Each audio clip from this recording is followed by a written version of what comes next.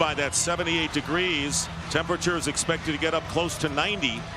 And that's why Bill Parcells says I have to dress as many defensive players as possible because of the heat. Eli Manning getting set to go to work. The Giants won both meetings last season. Manning engineering the win on the last game of the regular season. But the Giants, and this is strange, after the bye week since 1990, only 3-13. You should get a lot of time to prepare for your next opponent, rest, but that's their record. Well, most teams, they look forward to a bye week. Yeah, they generally come off a bye week and play much better. The Giants, as we just saw, are not one of those teams. Not to mention they were playing with great momentum prior to the bye week. So Willie Ponder, second in the NFL in kickoff returns, will have an opportunity 3 yards in the end zone. Giants special teams much improved over a year ago, and Ponder brings it out to the 29-yard line where Scott Fajita makes the tackle. And here is Eli Manning in his last 2 games. You never know that he was just a second-year player and only played in 7 games last year as a starter. But that's what he has done as Manning comes in the 4th-rated passer in the NFL. Giants will start from the 29-yard line. 2 wide receivers. In motion, the tight end, Shockey. And Tiki Barber on first down going outside. And he's cut down at the 34 by Terrence Newman after a gain of 4 yards. The Giant offensive unit, and kudos to that offensive line, much improved this year. And they have been healthy, and as a result, some big plays for them. Big acquisition for them was their right tackle, Kareem McKenzie. By signing him, they were then able to move David Deal to left guard, and that upgraded 2 positions for him along that offensive line. 2nd down and 6. 4 down linemen.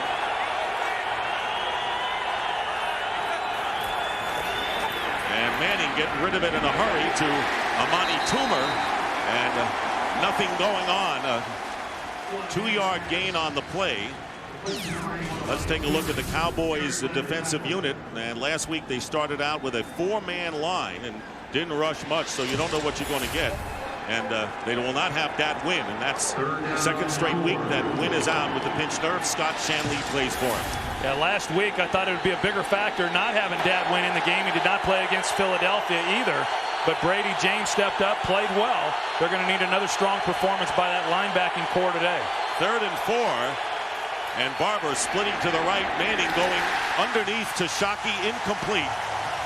And defending on the play was Brady James. 4th down coming up.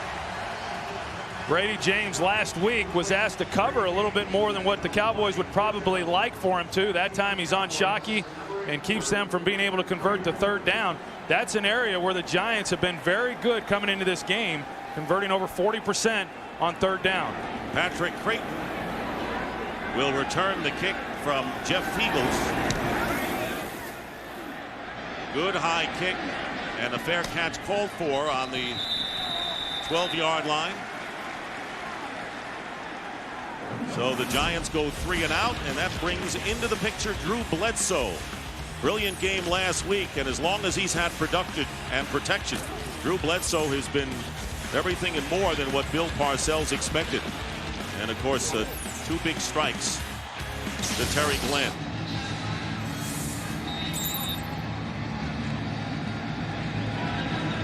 First down, and Bledsoe leading the way. And as Troy had mentioned, Julius Jones suffered a sprained ankle. Sat down the second half last week, replaced by Anthony Thomas to start the game. And here's the first run of the game for the Cowboys. Anthony Thomas getting 3 yards, and he is stopped by William Joseph. So the Cowboys underway now. And Rob Petiti, the rookie, continues to do a good job in facing some strong opponents. Strahan today. And you know, of course, Jones is out of there, and that's got to limit the Cowboy running game somewhat. Well, I would think that it would. Anthony Thomas making the start, a guy that they do have some confidence in. I would expect to see a lot of Tyson Thompson, however, the rookie who has impressed the staff ever since training camp. 2nd and 7, 2 tight ends for Dallas, and play action. On 2nd down, plenty of time, and the pass caught as a flag goes down. Keyshawn Johnson makes the catch. It'll be a first down to the 42-yard line pending the call. A 22-yard pass. Bill Levy, the referee. Illegal contact. Defense. Penalties decline. Result of the play, first down. You know, last week this offensive line did a terrific job of providing Drew Bledsoe a lot of protection. In fact, he never got touched within the pocket. Look at the pocket that he has there again today. And then in the secondary, Will Allen, who is covering Keyshawn Johnson, he's a good 7 or 8 yards off, and it's uncontested. So there's a hole in that zone, and Drew Bledsoe, because of protection in time, was able to make a good throw. And a first down on the 42-yard line. That's Glenn in the slot to the right, and they fumble. And the Giants have recovered. The Giants recover the fumble. And a big break here, and that's what the Giants have been doing all year. They are a +10 in the turnover ratio, second in the NFL.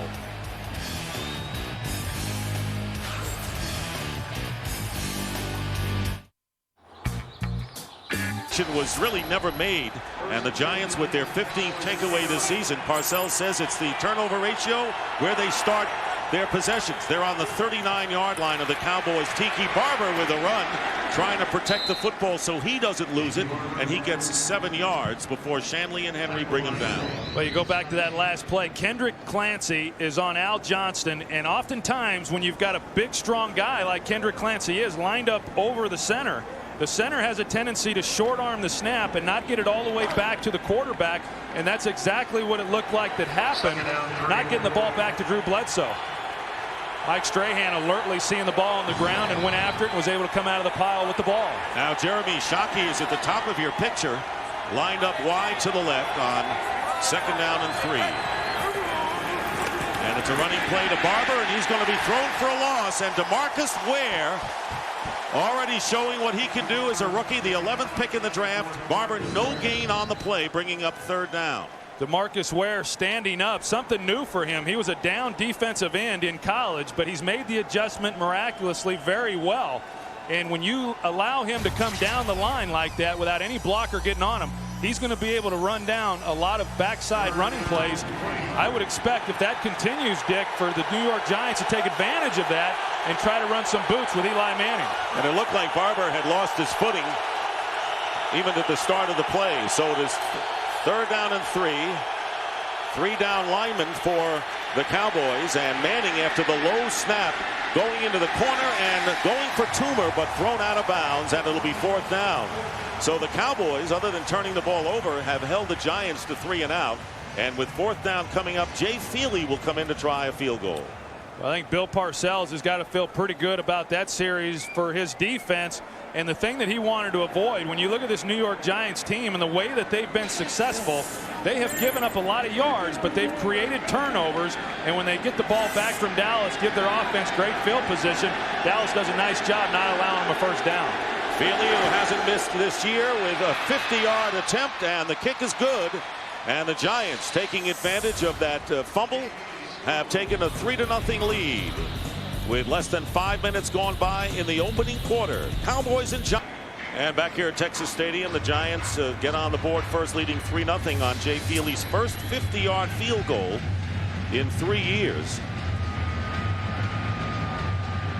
And Drew Bledsoe getting set to go back to work after bobbling that snap. Back deep, Terrence Copper amongst others. Tyson Thompson, the chief returner, and it's Thompson, the rookie who has been impressive throughout, bringing it up to the 32-yard line, a 26-yard gain. Justin Tuck making the tackle. The Giant defensive unit, and the one thing they need today is a lot of pressure on Bledsoe. And for the Giants, Carlos Emmons returns to the lineup at linebacker, strong side linebacker. And you mentioned the secondary, Curtis DeLoach again will be at cornerback for the 2nd straight week. Yeah, Will Peterson not making the start again today. He missed the game 2 weeks ago against the Rams. They definitely miss him, but because he's not playing, Curtis DeLoach is starting in his place.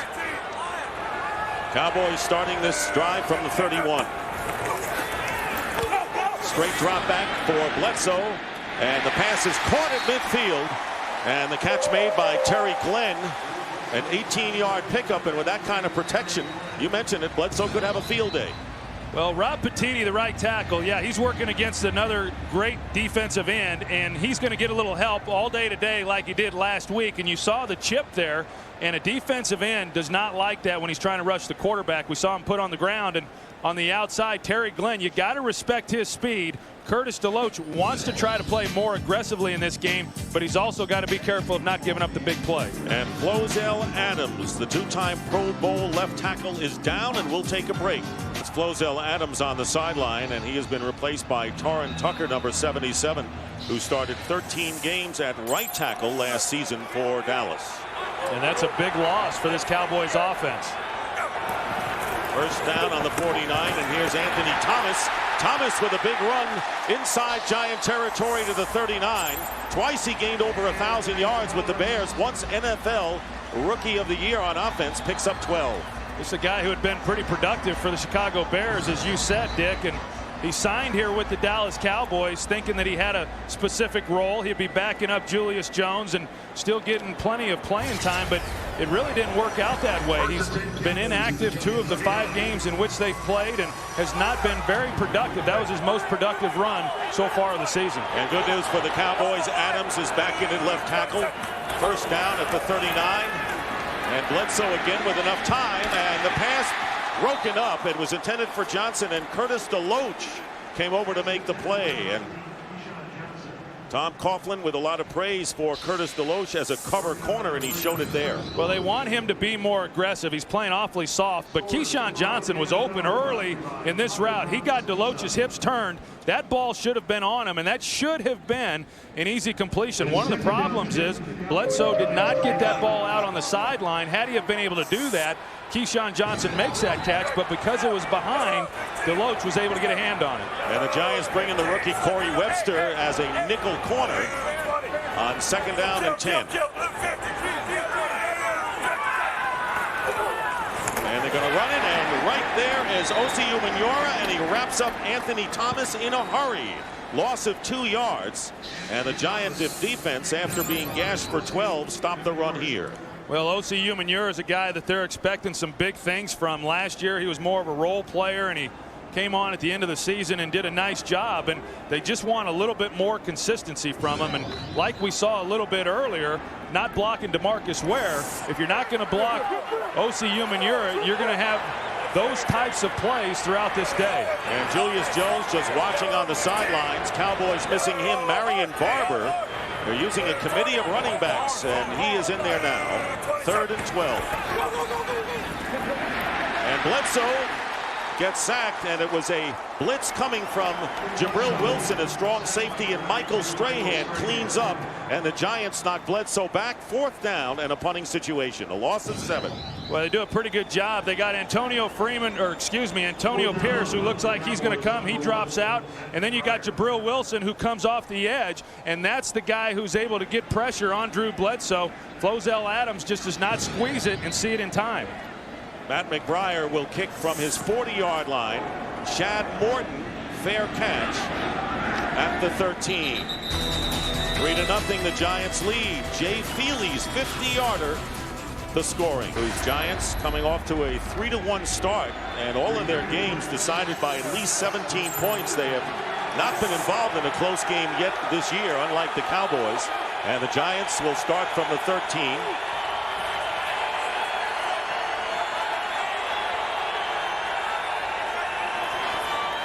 Throwing on first down is Eli Manning. It's caught by Plexico Burress and just short of the first down. And a great performance by the defense of the Cowboys last week. Cowboys just sacked Donovan McNabb 4 times. And this was a club that gained only 19 yards rushing. Total domination in all phases of the game, particularly by the Cowboys defense. Mike Zimmer, the defensive coordinator, as the Giants getting 9 yards on first down, looking at 2nd and 1.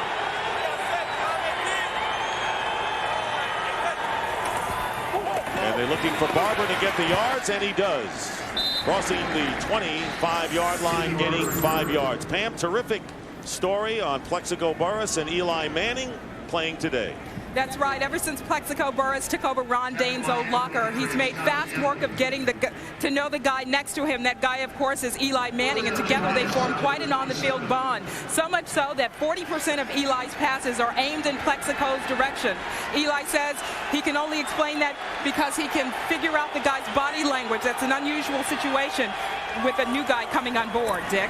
That's such a valuable thing as Tiki Barber runs off to the right side and is tackled at the 36-yard line, short of the first down by a yard. Roy Williams makes the tackle, but so much, and you know as a quarterback, body language is almost everything between a quarterback and a receiver. Well, it really is, and it has to be with Eli Manning and Plexico Burress, considering the fact that this is a group here that really did not throw the ball a lot together during the offseason. Plexico Burress was working out in Miami with Jeremy Shockey, so because there were a limited number of throws prior to going into training camp, it's a good thing that Eli Manning has been able to read his body language out on the field. That's very important. And Derek Ward coming in, and Ward with some power and acceleration gets a first down to the 44-yard line, 8-yard pickup, and Eli and Peyton have the same kind of routine before the games with their favorite receivers. Yeah, I don't know that Eli's ever going to be able to do anything when his brother doesn't get some credit for it. But, you know, certainly Peyton Manning and the job that they've done with Marvin Harrison, and they get out before every game and throw all the routes in their offense. And that's what Eli Manning is now doing with Plexico Burress. And he knows that these two are going to be together for a long time. And so the sooner they can develop that rapport, the better. Giants going again with Derek Ward, who is inactive last game against the Rams with a hamstring pull, getting a little more than 2 yards. Al Singleton, the linebacker, bringing him down. So Barber is starting the game, and Ward getting some work here.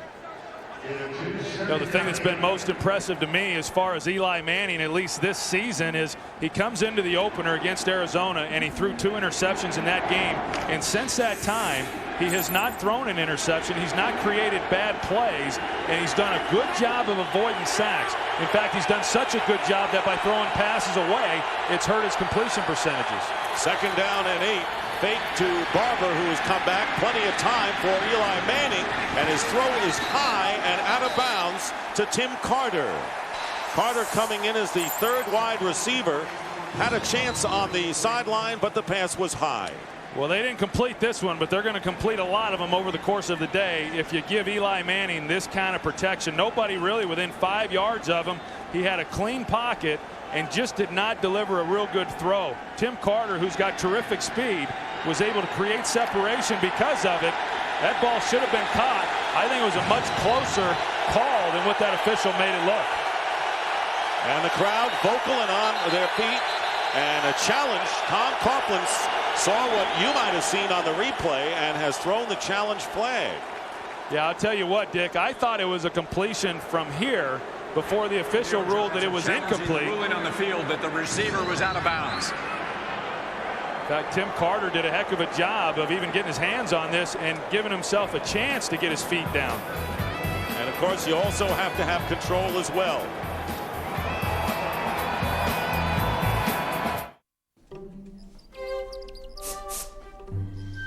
Determination.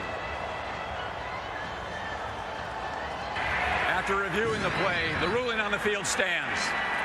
That makes sense. Yeah, I think it does. I mean, that's the way the rule's written up. There has to be inconclusive. There has to be conclusive visual evidence if you're going to overturn a call, and that was not the case there. We couldn't determine whether or not his foot was in the field of play or if he had maintained possession while he was going to the ground. So the Giants lose a timeout, and it'll be 3rd down and 8 on the New York 46.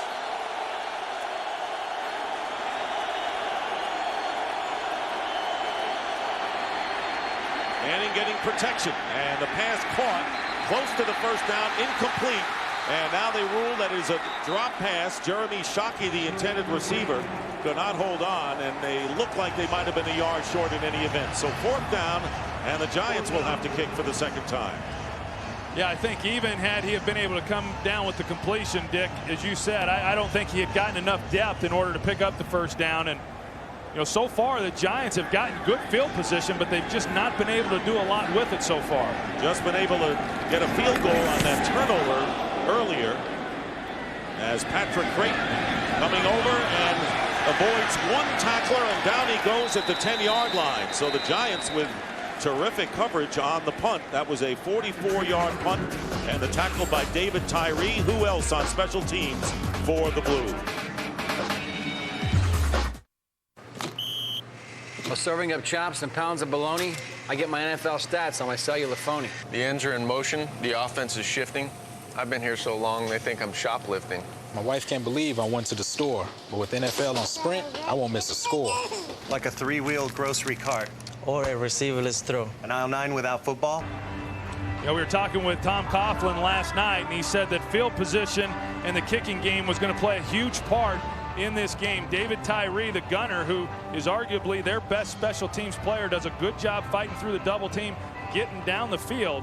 And because he was able to do that, the Giants have backed this Cowboys offense up inside the 15-yard line to start this next possession. And that's where the Giants started their last possession, on the 13-yard line. Now the Cowboys are backed up. They have Marion Barber, the rookie from Minnesota, with a sprained ankle.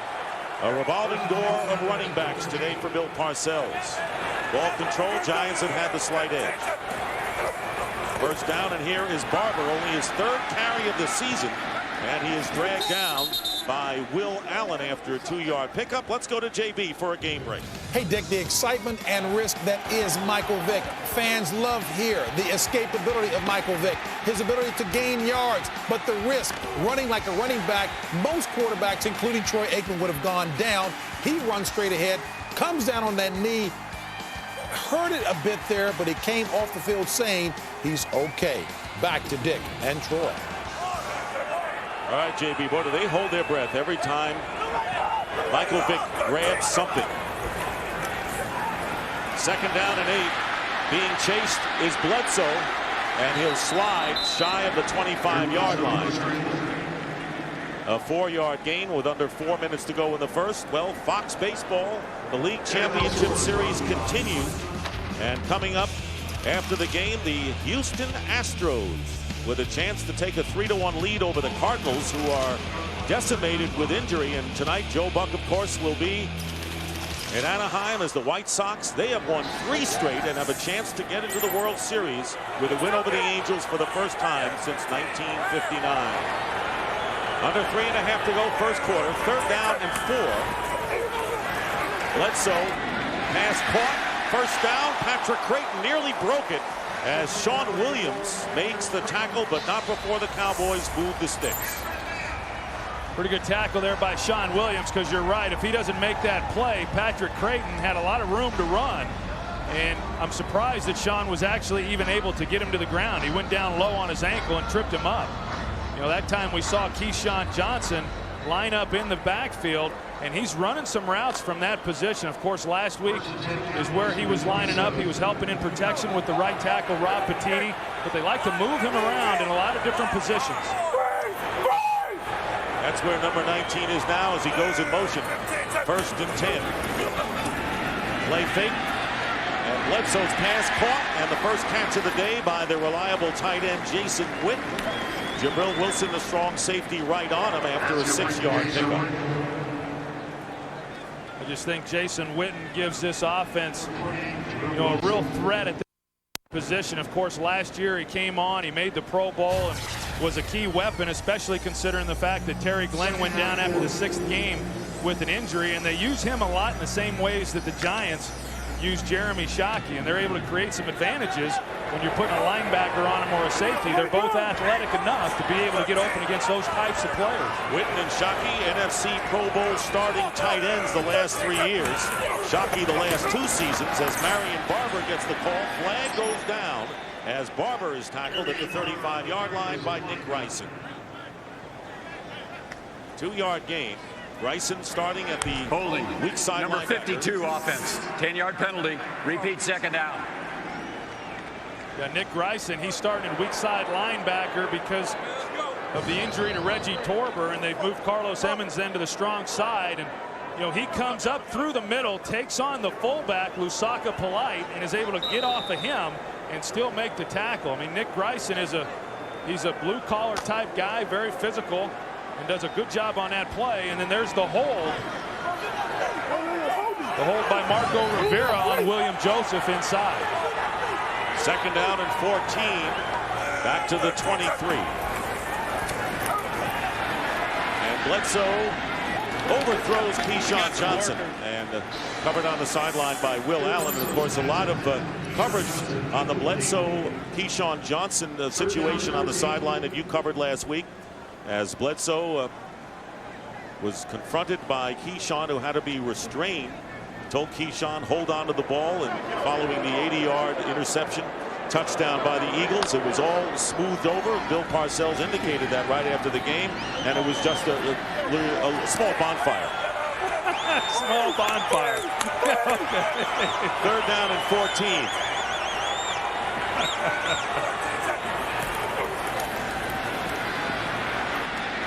Bledsoe complete to Creighton. 1st down. Patrick Creighton looks like he's playing a big role in this game. A 17-yard gain on 3rd and long out to the 40-yard line, with Webster covering with Pierce in the backfield. Well, Marion Barber, he's going to do the chipping this time on Michael Strahan, and you can tell how that neutralizes a good pass rusher. And then on the route, Drew Bledsoe expected 2-man, and that's what they've got here. And the inside guy then has to win on that route. Patrick Creighton was able to do that. Drew found the right guy and the weakness in that defense, and a big 1st down for Dallas. On their own 40-yard line, 3-0 in favor of the Giants. And here is Bledsoe getting hit as he fires, and the pass is intercepted by Curtis Deloach. And Deloach brings it back. Bledsoe was hit as he threw the ball. And it was Fred Robbins, the defensive tackle, and Deloach with a 19-yard return, and the Cowboys turn it over for the 2nd time here in the 1st quarter. Well, quarterbacks hate pressure inside, especially pocket passers. Fred Robbins, 98, is the one who's going to be working Marco Rivera. He just keeps pushing, does a bull rush on Rivera, and as Bledsoe steps up to make the throw, you got Fred Robbins right in his lap, and because of that, the ball's underthrown. And that's why they get the interception. Say what you want about this New York Giants defense. They have done a terrific job creating turnovers, already 2 here today. And Troy, the secondary doesn't look too weak right now. 1st interception of the year by Deloach. And here is Manning with a fake and a pass to Burris, incomplete, and broken up by Anthony Henry, who played 4 years with the Cleveland Browns and very familiar with Plexico Burris when he was with the Pittsburgh Steelers. 23 seconds remaining in the 1st quarter. You know, Anthony Henry was a key pickup for this Dallas defense. I think if you look back to last year, of course they had Terrence Newman, but they didn't have that other guy opposite of him, and that's this position that offenses would attack. They've become a much better defensive unit simply by upgrading that other cornerback spot with Henry. On 2nd and 10, play action for Eli Manning with time, and going underneath the Plexico Burris, and he is tackled short of the 45-yard line of the Cowboys as he gets into Dallas territory, and the final seconds ticking down in the 1st quarter. A 7-yard pickup. Roy Williams, the strong safety, on the tackle. And everyone anticipated a high-scoring affair in this game. And what do you have? 3-zip. That's the end of the 1st quarter. 3-0 in favor. Last week, the Cowboys, who had been shut out in the 1st quarter, scored 17 points, 14 on their first 3 possessions. They're back to what they were. They turned it over twice. And the Giants with a 3rd down and 3 on the 46 of the Cowboys. Manning rolling out in trouble, and down he goes back in his own territory at the 46. Leroy Glover made that happen for Dallas. Well, Eli Manning had a little bit of time getting outside the pocket. He just had nowhere to go with the football, and you know, this defensive line for Dallas can create a little bit of havoc. Leroy Glover is very active inside there in the middle, and the pressure there from the outside by Greg Ellis is what allows Leroy Glover to make the play, but credit the secondary of Dallas on that sack. 9-yard loss as a result of the sack. And the kick to Creighton, and out of bounds it goes. So 3-0. Well, we expected kind of a shootout today, Troy, with Bledsoe, the veteran, getting time, and Eli Manning doing the same thing. The Giants are leading with 34 points a game in the National Football League. And the Cowboys, you saw what their offense did last week, 3-0 defensive duel. Yeah, and I think you've got to be happy about the way that the New York Giants are playing defensively. I mean, certainly from what they have shown in previous games and given up a lot of yardage to teams throwing the football. But I sense right now that there's a little bit of a feeling out process going on. And a lot of times early in games, offenses wanted to try to determine, how teams are going to play their various sets and their formations and their personnel packages. And I see a lot of that happening right now with both the Cowboys and the Giants. And I think both teams really don't know who they are, even after 4 or 5 games of the regular season. Handoff to Tyson Thompson, and the speedy rookie, undrafted from San Jose State, who became established as a high school star on this very field in Irving, Texas, picking up 5 yards in his first attempt. Well, and Tyson Thompson was the guy who came in last week when Julius Jones went down at the end of the first half. Tyson Thompson played in that second half, and he's a young guy, and as Bill Parcells will tell you, he's very unpredictable. He put the ball on the ground a couple of times last week, but yet Parcells likes his upside. I would expect him to get a lot more carries throughout this game. 2nd and 5, and here's Thompson again, and he gets the first down. So Tyson Thompson, the first Irving, Texas native ever to play for the Dallas Cowboys, gets 7 yards. Now, close to 780 players have worn the Cowboy uniform in their history, and Irving High School, and once rushed for 525 yards and 7 touchdowns in a single game. And Bill Parcells telling us yesterday, I really don't know what I'm going to get from Thompson, but I know he has really innate ability. Well, and usually when Parcells doesn't know what he's going to get from a player, that player doesn't play, but Tyson Thompson is.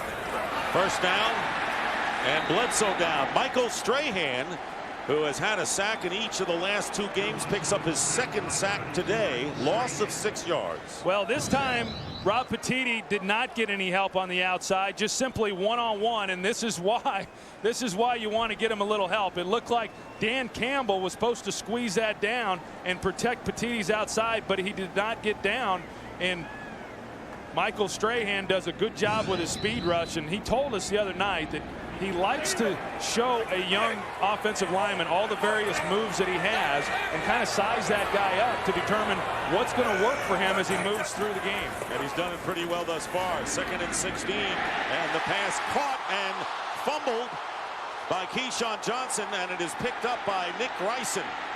Greisen returning for the Giants and into Cowboy territory. So Keyshawn Johnson made the catch on a nifty throw from Bledsoe, a 27-yard return on the fumble by Keyshawn Johnson, and the Cowboys cough it up for the 3rd time. They had great coverage. They throw a good ball, and Keyshawn Johnson just lays it on the ground, and Nick Greisen, who initially it appeared that he thought the ball was going to be ruled incomplete, hesitated for a moment. You see the ball come out. Now he goes after it, but he's able to recover the football because of good hustle and getting underneath that route. And there's Keyshawn's reaction as you would expect it, and it was Will Allen who forced the fumble by Keyshawn, and the Giants once again in Cowboy territory. First down on the 32.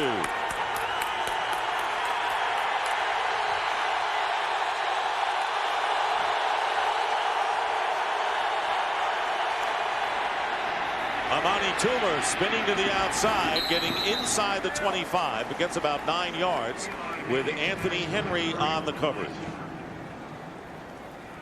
Eli Manning, one of the things that they're allowing him to do more of is make calls at the line of scrimmage. Even going back to last year as a rookie, he would always direct the offensive line and set the protections. But now what they're doing is they're calling 2 plays in the huddle more times than not, and he'll get them in the right play. That time he saw blitz coverage one-on-one outside and took advantage of it. 2nd and 1 on the 23. Barber. First down. And the Giants, with a lot more confidence in Eli Manning, Troy, are allowing him to not just be conservative and settle for field goals, but go for 6 points in this territory. They've been a little bit more aggressive down here in the red zone than what they were a year ago. And of course, when you got a runner like Tiki Barber and you're able to give him the football and allow him to pick up some yards, that's a great weapon down here. And Tiki Barber proved to a lot of people last year that if you give me the ball, I can make things happen, because for the longest time, they were always so worried about him holding up to the punishment. 128 yards in the last game against the Rams. The pass out in the flat to Barber, and Barber covered by Terrence Newman at the 15. To follow up with what you were just saying, Dick, I mean, here it is, first down. in the red zone, and in the past, that was when this offensive staff would get a little bit conservative and they would run the football. And Eli said one of the reasons why we've been more productive and we've been able to score more points is because we have used more play action. We have been more aggressive in terms of throwing the ball, and it's allowed them to create some big plays and get into the end zone. Barber got 5 yards on that reception. 2nd down and 5. And they go to Tiki again. And Barber will be tackled shy of the 1st down. Greg Ellis making the stop after a pickup of 3. Turnovers have been the Achilles heel for the Cowboys. The mixed connection. Bledsoe and the center Johnson. Recovered by Strahan. And the interception by Deloach. Starting the 2nd game at cornerback. Will Allen with the forced fumble by Keyshawn and Bryson returning it. So the Giant defense that has been under siege playing big time here, and the question is, can the Giants take advantage? 3rd and 2 on the 12.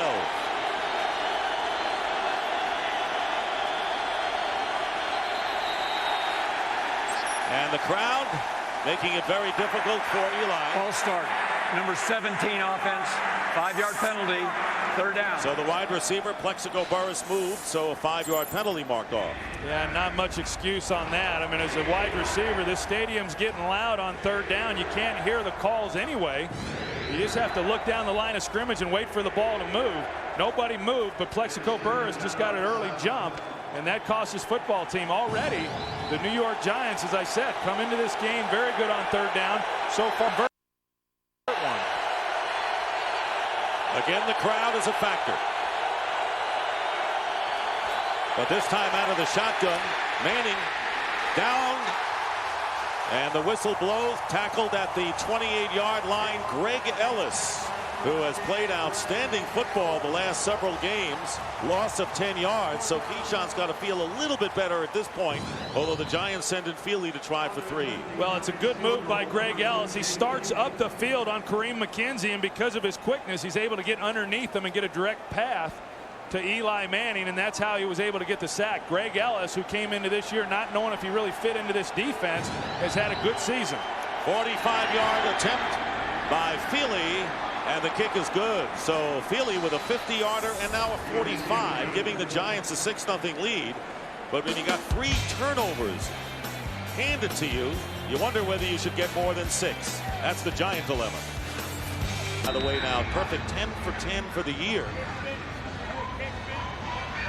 But the Giants with only 2 field goals to show for the 3 turnovers.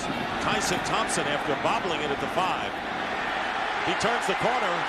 Successfully, he'll get some yardage, but he can't get around Jabril Wilson. And a 12-yard return by Thompson. So the Cowboys try again on offense and try to hold on to it when we return. Nothing. You're watching Fox Sports, broadcasting in HD and presented by DirecTV. Rethink TV. Cowboys with a 1st down from the 17, and Anthony Thomas, who has the longest run of the game so far for the Cowboys, 12 yards, picks up about 2.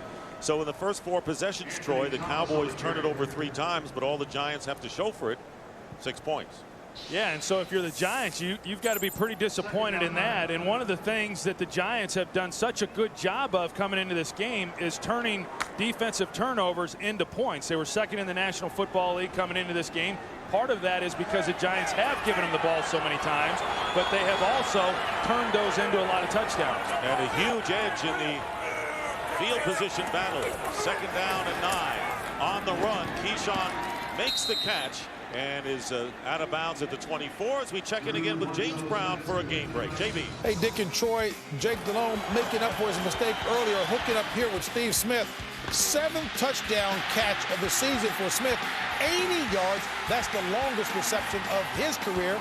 And Delhomme's 7th touchdown toss in his 3rd road game. Boy, they're up 14-7. Back to Dick and Troy.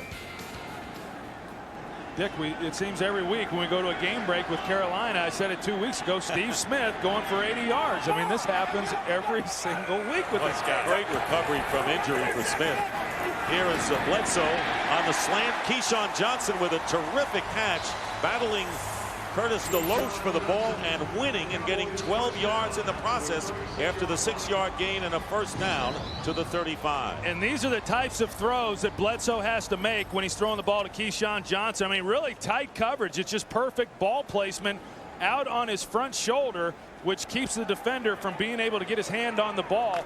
And that's what Drew Bledsoe has said, that Keyshawn Johnson is not going to create separation, but if you get the ball in his area, more times than not, he's going to come down with the catch. He has 4 catches for 65 yards as he sits this play out. And a first down at the 36. Bledsoe under pressure, and a throw not even close to Anthony Thomas, and Carlos Emmons, who's playing today, bruised knee, forced him out of the last game against the Rams, and that was really a weird pass. Well, there's some strange things going on in this game right now, and you know, Drew Bledsoe, it looked like maybe he thought Anthony Thomas was going to come back over the ball, but Drew Bledsoe getting rid of it to avoid the sack, and he's lucky that Carlos Emmons didn't get another interception. Well, with Jones out of there, Thompson, Barber, and Thomas each have played 2 series. So Thomas remains in there on the 2nd and 10. That is Michael Strahan, who already has 2 sacks. Not this time, and the pass caught by Jason Witten at the 42-yard line. That's a 6-yard pickup. Emmons and the free safety Brent Alexander, and that will bring up 3rd down. You know, this Cowboy offense last week and the job that they did, first of all, Sean Payton did a terrific job of calling plays. He was always one step ahead of what the defense was trying to do. But in this game, you can tell that the Cowboys offensively are a little on their heels, and that tends to happen when you start having some bad things go against you, such as putting the ball on the ground and not getting into any kind of rhythm offensively. Sean Payton calling the plays, and the handoff to Anthony Thomas, first down. So Thomas, who had the moniker A-Train when he was the starter with the Chicago Bears, gets 6 yards up the middle. Pierce brings him down, and a first down on the Dallas 48-yard line. Well, I got to believe Anthony Thomas coming into this game, knowing that he was going to be the starter because of the injury to Julius Jones, that he wants to take full advantage of this opportunity. Just a couple of weeks ago, when he was inactive for the 2nd week in a row, he suggested to Bill Parcells that he'd just as soon be traded. Him and Bill Parcells had a little meeting this past week and seemed to have gotten everything worked out, but Anthony Thomas running hard today. Cowboys with nearly 100 yards more than the Giants, and here's Thomas again cutting upfield and tackled at midfield after a 2-yard gain by Michael Strahan. So one of the luxuries that the Dallas Cowboys have is depth at the running back position. Last year they couldn't really find one healthy, and now they have a plethora of them. Well, they've got a few of them, but I'm not real sure that Bill Parcells knows exactly how he wants to use them, and we've kind of seen some of that already here today. Anthony Thomas starts the game, but Marion Barber, we've seen him get in there and get involved, and then of course Tyson Thompson, and you know, they don't have specific roles yet. I think Bill Parcells is still trying to sort through all that. 2nd down and 8, and the quick toss caught by Glenn, and Glenn trying to get to the sticks, won't, but he makes a pretty good play and run in a 7-yard gain before it's all over, with Deloach again making the tackle. So Terry Glenn, who last week went over 100 yards for the 3rd time this season and caught 2 touchdowns, and really having a tremendous year, 2nd best start to this point in his career.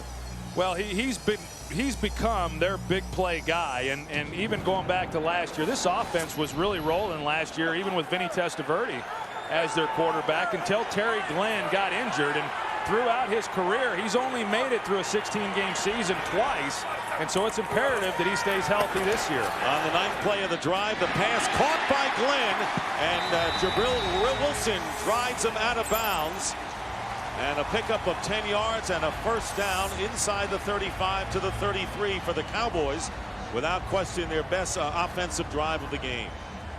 When you got a guy like Terry Glenn with that kind of speed, it just puts so much of a threat on a defensive team that it's very difficult then to get physical with a player or to play him too tight. Certainly coming into this game, Tom Coughlin fully aware of what Terry Glenn has done as far as creating big plays down the field, leading the National Football League in receptions of over 30 yards. From the 33, first down, looking left. And now Bledsoe is just looking. Keyshawn Johnson with the catch. and a couple extra yards on top of that. And they're going to mark it at the 24.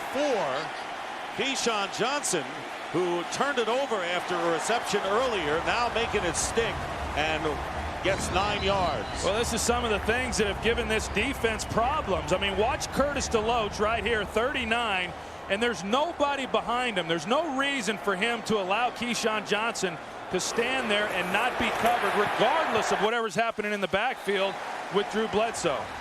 And Anthony Thomas rushes up the gut for another first down, picking up 5 yards. Under 3 minutes remaining in the second quarter, so the Giants with 2 field goals. And Antonio Pierce, the middle linebacker, and Dallas really mixing their plays well. Sean Payton now in a rhythm. Well, he's in a rhythm, and I'm still surprised that this Giants defense has not done a better job throughout the season when you consider some of the players that they've got, and then when they brought in a guy like Antonio Pierce and some of the other talented players they have. They've not played to the level of talent they have. And Thomas, nothing this time, is going to lose a yard. And Nick Ryson making the stop and will wind down to the 2-minute warning in what is sort of an eyebrow-raising, low-scoring game, considering the prolific offenses these teams have coming in. 2-minute warning. Fox NFL Sunday is sponsored by Lowe's, where improving home improvement never ends.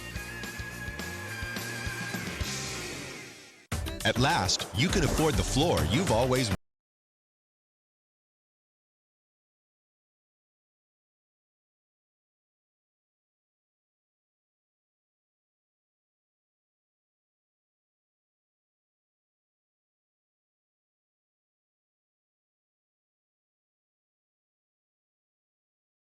Retailers' total install price. But hurry, Lowe's special Florida event won't last forever. Sport is sport. A foul's a foul. And a bat's a bat, even if it's flat. 10 feet on the west side is 10 feet on the east side. Football is football, unless it's football. Now, a win's a win, a loss is a loss. But no matter what, you better come with it, because it's 90 feet to first, no matter where home is.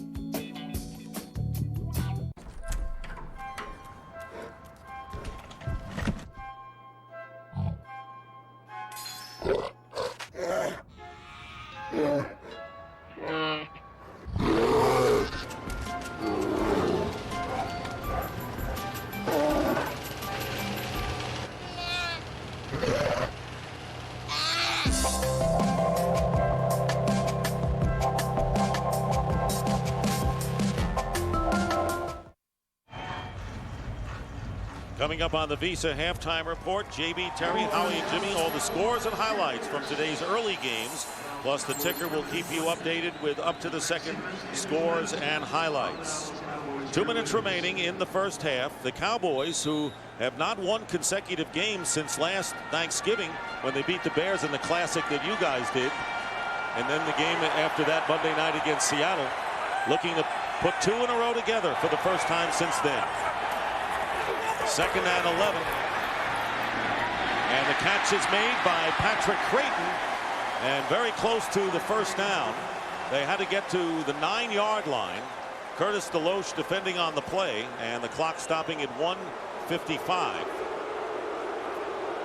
Well, the one thing we've seen a lot of already here in this first half is the Dallas Cowboys going after whoever Curtis DeLoach is covering, because he's given a lot of respect to these wide receivers when he doesn't have to. And 3rd down and 1. Anthony Thomas gets the first down and gets down to about the 2.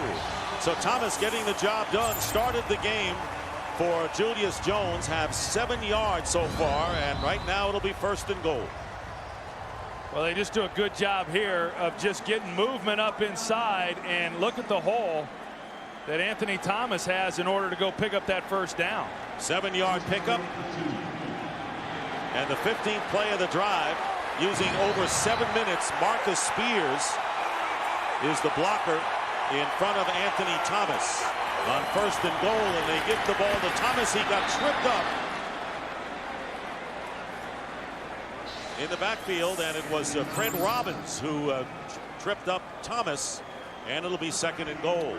You know, Fred Robbins is already making his presence known here in this first half, and you know, he got pressure there on Bledsoe earlier, and he's an active guy. I mean, for a guy his size, he moves around awfully well, creating a little penetration, and that's what stopped that last play. 2nd and goal at the 2. Play action for Bledsoe. Wide open is Witten for the touchdown.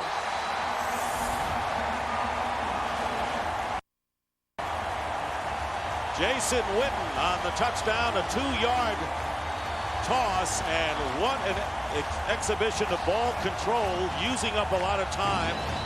And the Cowboys have tied it to this point. They call this the submarine pass. As soon as you see that offside tight end go across formation like that, that's who they're trying to get the ball to. The problem for the defense is the linebacker who's covering him has to navigate a lot of bodies in order to get over there and make the coverage. And Jose Cortez gives the Cowboys the lead, 7-6. Bledsoe's 11th touchdown pass, Witten's 2nd catch. And after all of those turnovers, the Cowboys enjoy a 1-point lead with 40 seconds left. Tie 7-7. We'll be back after the break. Beer run. Beer run. Oh, beer run. Beer run.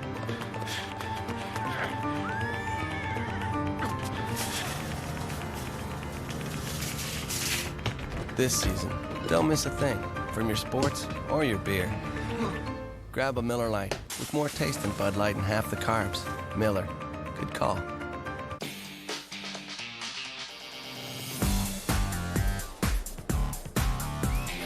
Look who's in the house.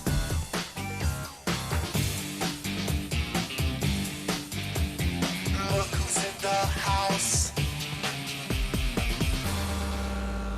Computers, service, come together now. Each squad now at Best Buy. There's a party going on and you're wondering, what's the occasion? Monopoly is back at McDonald's, and we're the unofficial fan club. Everyone thinks I'm psychic. Only 4 incompletions in 18 passes. Always been known as an outstanding accurate passer. Jason Witten with the catch. Bledsoe 8 for 9 on the drive. 7-6 with 40 seconds remaining till intermission. Jose Cortez kicking off. Here's Willie Ponder at the 3, and he loses it out of bounds. And right now, if you're Tom Coughlin, you'll let those 38 seconds dissolve as quickly as possible. Timeout, and we'll be back. Post games, and we'll make trip number 4 as they go against the Seahawks. Actually only 3 because they stayed out in the Bay Area after their victory over San Francisco prior to their loss to Oakland. Remember that game last year, a Monday night game between Dallas and Seattle, and that might have been the best game of the year for Dallas. A heck of a finish. I thought it was your Thanksgiving Day game between the Cowboys and the Bears. Well, that ranks in a strong second, yeah. That win, who had his 43-game string snapped last week, sidelined again, 2nd down and 9 with 32 ticks left. And Manning throws, trying to get it to Burris, and that stops the clock, which helps the Cowboy cause. How about the total yardage in this quarter alone? I think if you look at this first half and what all has taken place, I think the Giants, as we mentioned, they've got to go in being disappointed they only scored 6 points and that they could have built a little bit of a lead. But if you're Dallas, I mean, they've just stopped themselves. There's been nothing that the Giants have done to stop them other than creating the turnovers. This Cowboys offense has just gone right through this Giants defense, and I'm sure that they feel that they should have scored a lot more points than what they did. You're right. Cowboys ought to love it. And here is Manning going deep for Plexico. Burris just passed his outstretched hands. Anthony Henry was covering him well, and it's 4th down. 23 seconds to go, and right now the Cowboys, who still have 2 timeouts remaining, could set up a field goal. Thought there was a little contact on this play, but You know, Plexico Burress is not a speed guy. I mean, he's got good speed for someone his size. He's 6'5", but he's not someone who's just going to flat out run by people. But I thought that he might have been able to have a chance to bring that one in. Jeff Feagles kicking from the end zone. Patrick Creighton on his 45.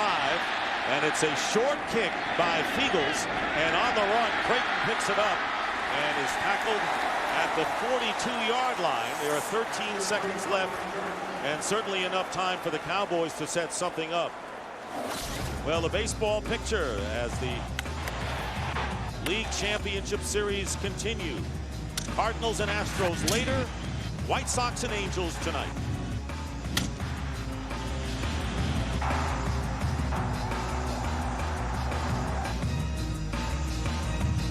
And the Astros taking a 2-1 lead over the Cardinals, who really have some serious injuries, and the White Sox with 3 straight complete games.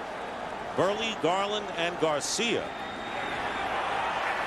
With 13 seconds left, the ball on the Giant 41, and there is Bledsoe completing to Terry Glenn, and they'll call the timeout in a hurry at the 31-yard line with 7 seconds. And you got to go back to what the Giants did on that last possession offensively. They ran the ball on first down, forced Dallas to burn a timeout.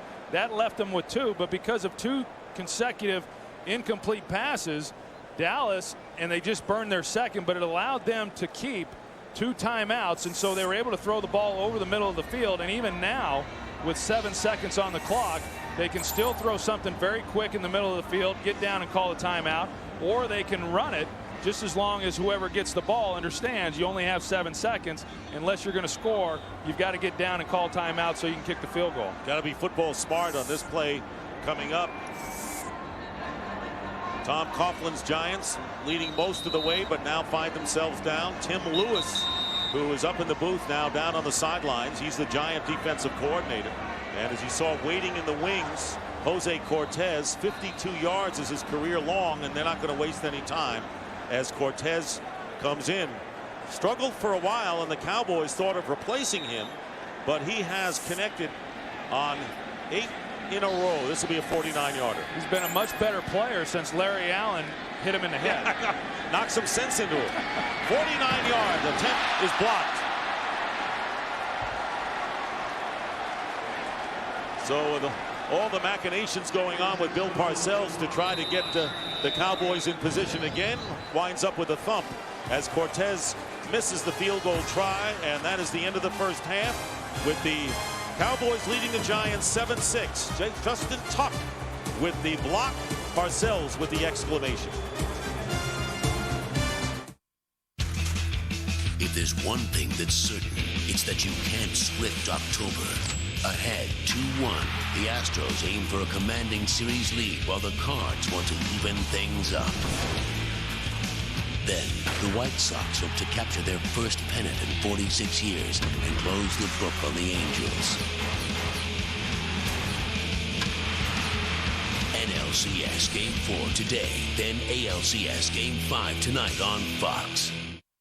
Sunday Ticket, brought to you by IBM, helping companies innovate in an on-demand world. With 10 more yards than the Giants as well. Tyson Thompson returning the second half kickoff for the Cowboys and runs right into a Cowboy defender, Reggie Torber, at the 19. Pam Oliver. Hey, Dick, 3 turnovers and 6 points. Tom Coughlin cannot believe it. I asked him at halftime why he thinks the offense is so out of sync. He said it's just a matter of poor execution. Bill Parcells also fully aware that the Giants are underperforming on offense. He says it is only a matter of time before they really take advantage of that. He feels that his team has not done a good job in that department. He also says we have been sloppy and we need better concentration in the second half. No one's happy. Huh? No one's happy. 1st and 10 at the 19. Someone will be after the game. Anthony Thomas is the running back. It's going to be a pass on first down. Bledsoe and completes it to Witten, the tight end, covered downfield by Carlos Emmons, and Witten gets 16 yards and moves it out to the 35. Carlos Emmons, who came into the game with a bruised knee, was covering Jason Witten on the play, and as you can see, it looks like he injured something on that play trying to cover Jason. And that's not good news for the Giants, who have counted on Carlos Emmons, the former Philadelphia Eagle, and he is hurt. Nick Ryson started the game at weak side linebacker.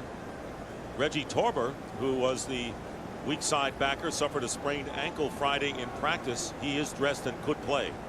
Well, and he may have to, and so now you're talking about a guy coming out into the game who is not 100% himself. And don't forget Barrett Green, who has been inactive the first 3 games. He was a starter last year. We'll take a timeout.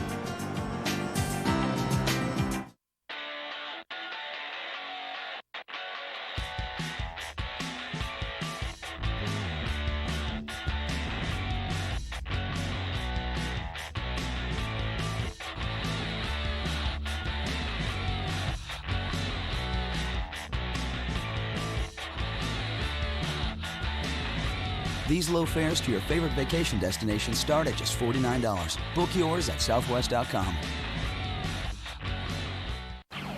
What is the power of inspiration? Can a car be beautiful and help keep you safe? Yes. Can a 5-star crash test rating give you confidence? Yes. Can a 340 horsepower Hemi give you fuel efficiency without sacrificing power with advanced MDS technology? The 2006 Chrysler 300. Low monthly payments now available to qualified lessees of 2006 Chrysler 300. See your local dealer today for details. Chrysler. Inspiration comes standard. The new Steak Fanatic pizza. Man fuel. Cool. Hey, there's only 23 figurines left. They're statues. They're statues. Domino's new Steak Fanatic pizza. Buy a medium for $9.99 and heap on more Angus steak for just $2. Get the door. It's Domino's. Want to find a great price on Batman Begins? Circuit City makes it simple. Starting Tuesday, get Batman Begins for the unbeatable price of just $14.99. Plus, get an exclusive Batman Begins lithograph free with purchase while supplies last. Tuesday at Circuit City. This telecast is copyrighted by the NFL for the private use of our audience. Any other use of this telecast or of any pictures, descriptions, or accounts of the game without the NFL's consent is prohibited. Fox NFL Sunday is sponsored by Southwest Airlines, proud sponsor of the NFL and official airline of Super Bowl 40. Back here at Texas Stadium, Reggie Torber replaces the injured Carlos Emmons. And the handoff to Anthony Thomas stumbles as he gets the ball on 1st and 10 and picks up maybe 1. Well, and this is the play where Carlos Emmons injures it appears to be his ankle. He's covering Jason Witten, and when he gets turned around there, everything seems fine, but right there is right ankle at the end of that play. And for a guy who was already not 100% coming into this game, that's a concern, and especially when you consider the fact that one of these linebackers has to be able to cover Jason Witten. Cowboys with a 2nd down and 9 on their own 36-yard line, and getting Jason stripped away. And it was Umenyiora who stripped the ball away from Bledsoe. Never saw him coming, and the Giants recover that bobble and get it back. That is the 4th turnover of the game, and Umenyiora with a good swipe on Bledsoe, and getting it back, Reggie Torber on the recovery. Well, what did Tom Coughlin tell us last night? He said we need O.C. Umenyiora to get more pressure on the quarterback. Just does a good job of getting around Flozell Adams and then reaching back. And because Drew Bledsoe tends to drop the ball low when he's starting to throw the football, that's why Umenyiora was able to get a hand on it. And another turnover by this Giants defense. And that's the 2nd time that Bledsoe could not hang on to it. And the Giants, again, with good field position following the turnover on the 31. Manning wants to go to the air, and the pass, Shockey with the catch inside the 20. And a 1st down, picking up 14. Well, and that's the first time that they've been able to get the ball into Jeremy Shockey's hands. And, you know, this guy really is an emotional lightning rod for this team. They're splitting him out more this year than what they have in previous years. He runs down the field. Here you've got Terrence Newman, the #1 corner for the Dallas Cowboys, respecting him enough that that's who he's on. And yet Jeremy Shockey's still able to make the play. They've got to continue to get the ball into his hands. 1st down on the 17 of Dallas. Tiki Barber. And Barber getting close to the 10-yard line. And it was Tom Coughlin who told us yesterday. He says, we did the research. Drew Bledsoe in the last 40 games has thrown 34 interceptions and has fumbled 30 times and has forced a couple today. Yeah, what he was saying is that if you get pressure on Drew Bledsoe, he's going to make some bad plays, whether that's by throwing the ball to the defense or getting the ball knocked out of his hands, and he has done that here in the first half and then coming in here into the third quarter. 2nd and 6. Lining up on the right side is Shockey. Looking left is Manning. Throws the ball away. Shanko was the intended receiver. So 3rd down and 6 coming up for the Giants. And once again in a position to get 6. It has been very hard, like pulling teeth for them after getting turnovers. And they're hoping they don't have to settle for a field goal. They're 0 for 6 coming up on 3rd down conversions, Troy. And that's a real problem. I mean, when you can't convert on 3rd down, it either leads to punts or it leads to field goals. And that's why they came away with 2 field goals in the first half. You have to be able to convert on 3rd downs if you're going to score touchdowns in this league. On the sunshine portion of Texas Stadium on a warm day. Here's Manning getting pressure, and the pass is intercepted at the 1-yard line. Anthony Henry on the return. Henry, and Manning had a shot at him, and had a great return by Henry. So the Cowboys snuff out the Giants' threat.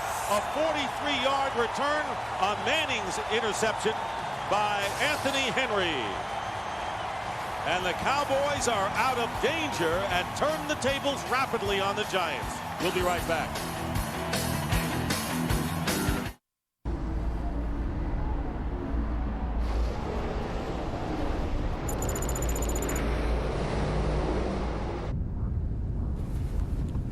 Three climate zones. How's he doing back there? 3 rows of seats, so everyone can travel in comfort. He's fine.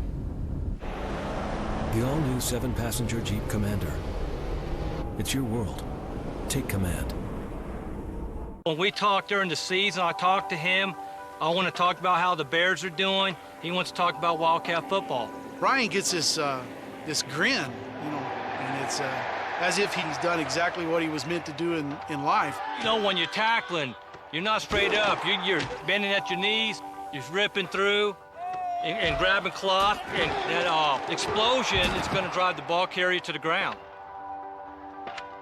And the harder, the better. Game time. In 5 days.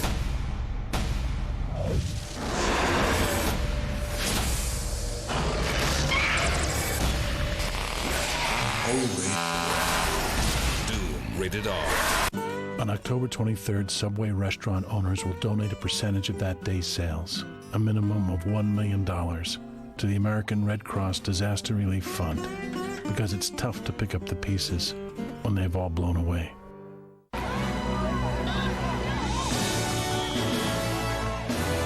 In the NFL flag football program, scoring points isn't the only point. Fox NFL Sundays, sponsored by Subway Restaurants and the American Red Cross. Together, we can help. And following the turnover, 1st down for the Cowboys on their 44-yard line. Really escaping big-time danger. Bledsoe gets hit but delivers to Keyshawn Johnson, and covered by Will Allen, a gain of 7. Well, what you're going to see here is they bring a blitz off the edge here with Roy Williams, and it looks like Eli Manning thought that Plexico Burress was going to go to the post, and I'm not sure Plexico Burress was even expecting the ball to be thrown to him. And then on the other end of it, Tiki Barber, who's trying to make the tackle on Anthony Henry, as you see, he leads with his shoulder, and they're hoping that it's just a burner and he's able to return, but he's definitely in a lot of pain. A double whammy for the Giants, to say the least. Henry's 2nd interception of the season. Tyson Thompson in at running back, and Thompson held for no gain by William Joseph. So the Cowboys turning it over 4 times in the game, and the Giants still with only 2 field goals to show for it. And Eli Manning, first interception in his last 125 pass attempts, and his brother Peyton's longest string without a pick was 127. Well, he's done a good job early in the season of not giving the ball to the defense, but right now this is a big play for this defense for the Giants, giving up over 80% on 3rd down. They need to get off the field. 3rd and 3, and Bledsoe going deep, and it's knocked away, and no flags. And Deloach, playing Terry Glenn as well as you could play him downfield, brings up 4th down. Like a pretty good coverage there from here. It looked like the ball might have hit Terry Glenn right in the face mask. It looked like illegal formation offense. Ineligible number at the end of the line. The penalty to be declined. 4th down. Well, that's only the 2nd time that the Giants have been able to stop Dallas on 3rd down. And, you know, as we mentioned, Tom Coughlin said we've got to be able to get off the field. And they were able to on that play. And so now, unless they get a good return, they're not going to have great offensive field position. But at least they were able to slow Dallas down and not having to rely on a turnover to do it. Matt McBriar will kick, and Chad Morton, who's 2nd in the NFL in punt returns. This is a good kick. Fair catch called for at the 10-yard line. Takes a giant roll, but not enough to make it significant, and it is down at the 15. So a couple of turnovers, the Giants get it back.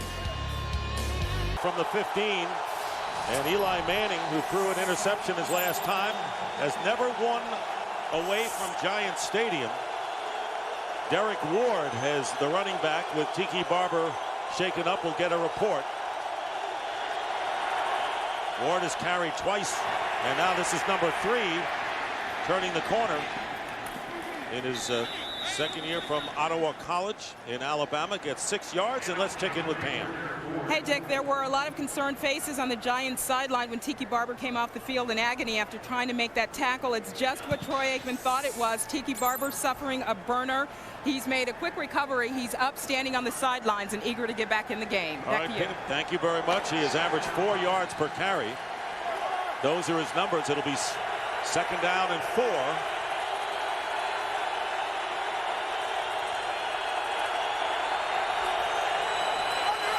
Manning to throw, and he's going in the direction of Shockey and Toomer, who were running similar patterns, it appears, Troy. They were close to the ball, and the ball dropped right between them. And a flag is down. They were trying to stretch the defense on that particular play, Dick. Number 77 offense. 10-yard penalty. Repeat 2nd down. Tough penalty. Lou Pettigrew, a 10-yard marker. Yeah, not good when you're already backed up and you pick up some pretty good yards there on 1st down. And because of this penalty, now they're really going to be behind the chains. We see him get knocked down there. I don't know that he really tripped him. It certainly looked like his intentions were, and that's what the referee, that's what he saw. But right now, Eli Manning just looks a little confused as far as what Dallas is doing defensively. He does not appear to be recognizing it and being confident when he's making his throws. Arguably, this is the best defense he has faced all season. And back inside his 5-yard line, and Burris makes the catch and fumbles, and the Cowboys may have it.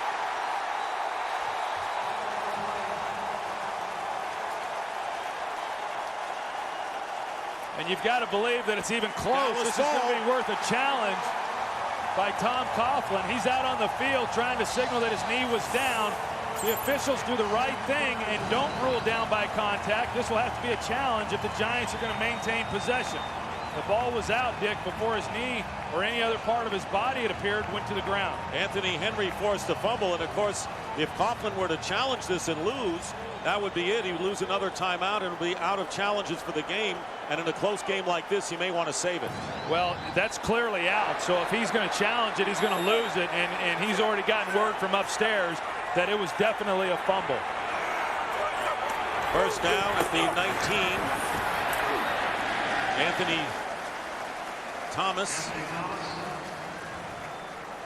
And a 4-yard gain. So the Giants have turned it over twice now, so we expected a lot of points scored today, Troy. Instead, we have a lot of turnovers, 6 thus far. Yeah, and I think when you talk about Bill Parcells and Tom Coughlin and their style of play, I mean, every coach does, but these two coaches particularly, they stress ball security, and this has just been horrible in that regard. 2nd down and 6. Bledsoe nearly lost his footing, but wide open is Jason Witten, and he walks in for his 2nd touchdown. Witten will never get 2 of the easier touchdowns, but a flag is down, and a flag against the Cowboys. Penalty against the Cowboys. And that will nullify the touchdown.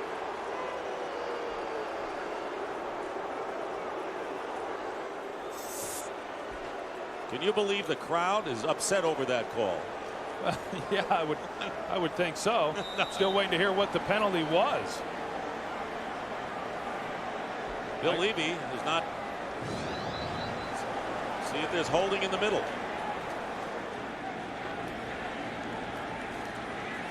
Yeah, it looked like the penalty was on Al Johnson, who grabbed Nick Bryson when he was trying to blitz and just pulled him to the ground. Good call there by the official. So instead of a touchdown, 2nd down and 16. And here's Anthony Thomas. And Thomas is tackled by William Joseph. No gain on the play. Joseph, a former #1 draft pick by the Giants out of the University of Miami. Thomas going to the sideline. And it'll be 3rd down, and you can see the exasperation on the face of Bill Parcells. 3rd and 16. Ball is at the 25 of the Giants. Cowboys trying to take advantage of a turnover. And movement on the left side. Ball start. Number 76 offense. 5-yard penalty. 3rd down. Adams shaken up earlier in the game. Came out for a couple of plays. Guilty of the false start. This is some pretty sloppy football, Dick. I mean, yes, it is. The Cowboys were able to have success moving the football in the first half, but they obviously turned the ball over, and then it hasn't gotten a lot better here in the second half. And the Giants now they've done just as poorly turning the ball over. Now you're starting to get penalties involved. 3rd down and 21. Cowboys going in reverse. Bledsoe throws it away. Witten was the closest receiver, but it sailed over his head. So 4th down coming up, and Jose Cortez will come on in. Last field goal try was a block. Final play of the first half. Well, see if he has better luck now. On that particular play, Drew looking to try to get a touchdown into the end zone, but you would like to have at least gotten a completion to try to get a few more yards to help on this field goal. 48-yard attempt by Cortez, and not even close. Off to the left, and the score remains 7-6. It's a crazy quilt 3rd quarter so far, but the score hasn't changed. There have been 6 turnovers in the game. Teams have been only able to capitalize twice. Mike Waffle, the defensive line coach, he was the first one to go out on the field and greet William Joseph, and he's excited. That was a heck of a defensive stand there by that Giants defense. Tiki Barber is back in the game. 1st down on the 36-yard line, and Barber getting the call. Gets to the 41, started from the 38 exactly, and picks up 3 yards. So Barber came out with an injury briefly on the interception by Henry, is tackled by Al Singleton. One of the reasons that the Giants came into this game as the leading offense as far as scoring points was because they've been able to create a lot of big plays, and those plays have come from Plexico Burress, of course. They've also come from Jeremy Shockey, but so far today, they've just not been able to really get on track and get anybody down the field to make some of those plays. Shockey at the top, covered by Terrence Newman. And a whistle. Flag down. Ball start. Number 67 offense. 5-yard penalty. 2nd down. That was on Kareem McKenzie, and right now let's send it out to JB for a game break. Hey, Dick, after Kansas City went ahead to open up the 3rd quarter, 2 plays later, Washington answers back. Little quick pass here to Santana Moss. He takes it 78 yards to pay dirt, his 2nd of the day. Washington trying to snap the 7-game losing streak to the AFC. All tied at 14. Back to Dick and Troy. And JB playing the Chiefs tough. People want to know, is Washington as good as 3-1? And really hanging in there against Kansas City in a great NFC East race. A quick out to Shockey. It was not a screen. He had no blocking, but a quick out to Shockey was low, and it goes as an incomplete pass. You talk about the Washington Redskins and what they're trying to do there in Kansas City today. A lot of people thought they were going to get exposed, Dick, last week when they played Denver, and they almost came away with a victory there at Mile High Stadium, a difficult place to play. Another difficult place today at Kansas City, and I think that the way this game's going, you'd have to kind of say that, yeah, they maybe are for real with what their record is. Well, every division game is going to be so meaningful this year, including this one, and of course the Redskins and the Giants coming up in a few weeks. Giants 0 for 7 on third down conversions. They need 12. And it's nearly picked off by Roy Williams. Roy Williams covering Jeremy Shockey, a matchup, by the way, that the Giants like, but it fizzled, and fourth down coming up. Well, and part of it is because of where Roy Williams is. Watch him here. He sees Jeremy Shockey on the route the entire time, and so he's able to drive on that ball. And had he have been a little bit more aggressive on driving on it, he probably intercepts it. It's a good thing that Jeremy Shockey at least got his hand on it. Jeff Fiegels punting on fourth down. Patrick Creighton breaks out of the pack. Creighton down the sideline and was knocked out of bounds, and a penalty flag has been thrown as well. And Jeff Fiegels, the punter, standing his ground, knocked Creighton to the sidelines. 35-yard return, and the flag is way back at the 20.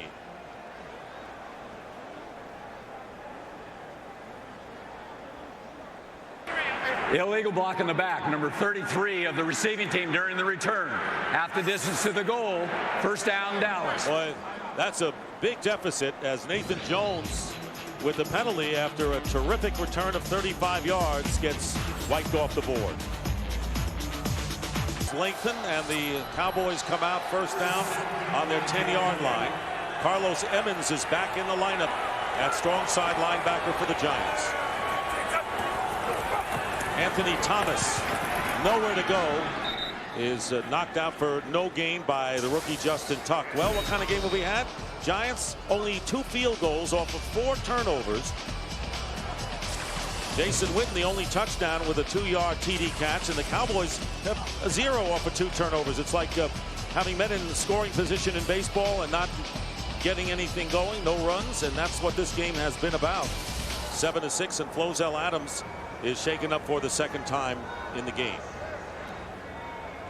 Flozell Adams is such a big part of that offensive line. I mean, he's a big, strong guy, a Pro Bowl player, and can create some real problems for a defense in trying to get pressure on Drew Bledsoe. And try to see here again, and this is what's so dangerous for offensive linemen. You're engaged in a block, and then you've got running backs and other people that are falling on the back of your legs, and you see more injuries to offensive linemen because of that. They're not aware that bodies are landing on them, and again, it looks like he twisted his ankle. So a lot of injuries come by way of and Tom Coughlin, of course, who was his assistant for one of them. Torrin Tucker replacing Adams. It'll be second down and 10. The New York Giants just brought in a couple of fresh defensive linemen because of the heat. You talk about it. Michael Strahan, he lost 20 pounds coming into this season, and when talking with him, he really felt that it was going to help him in a game like this with the heat, what it is, that his stamina will be strong throughout the game. And the play whistle dead. False start, number 62 offense. Half the distance to the goal, second down. And Marco Rivera, the right guard, puts the Cowboys in even more jeopardy. Half the distance, marked off. Sometimes you get in a game like this when the temperatures are what they are. Last week here in Dallas, the Cowboys played in pretty moderate temperatures. All of a sudden today at 100 degrees. A lot of times players just lose focus, and it seems that that's kind of been the case with Dallas here with some of the penalties that they've had along that offensive line. So the question may be who has the stamina when we get to the fourth quarter and the final stages. In his end zone, Bledsoe completes to Keyshawn Johnson, wide open, and Johnson may have the first down. Well-executed play. Sean Payton doing the play calling and getting more and more confidence from the head coach Bill Parcells. 15 yards on this one. Keyshawn Johnson, all he's running is a drag route, and nobody picks him up. You see Antonio Pierce, because he was dropping thinking they were going to throw it deeper. But once Keyshawn Johnson makes the catch, somebody's got to come up and put a hat on him. And you saw how much open field he had once he made the reception. And he lowered his shoulder, got an extra yard. So he's got 7 catches, 96 yards, the leading receiver for both teams today. Cowboys get up to the 20.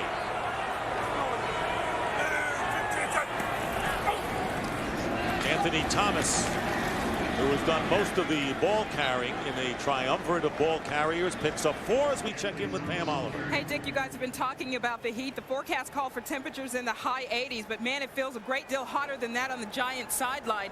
They've spent, I've spent time rather on each sideline, and I'd say it's about 20 to 25 degrees hotter on their side.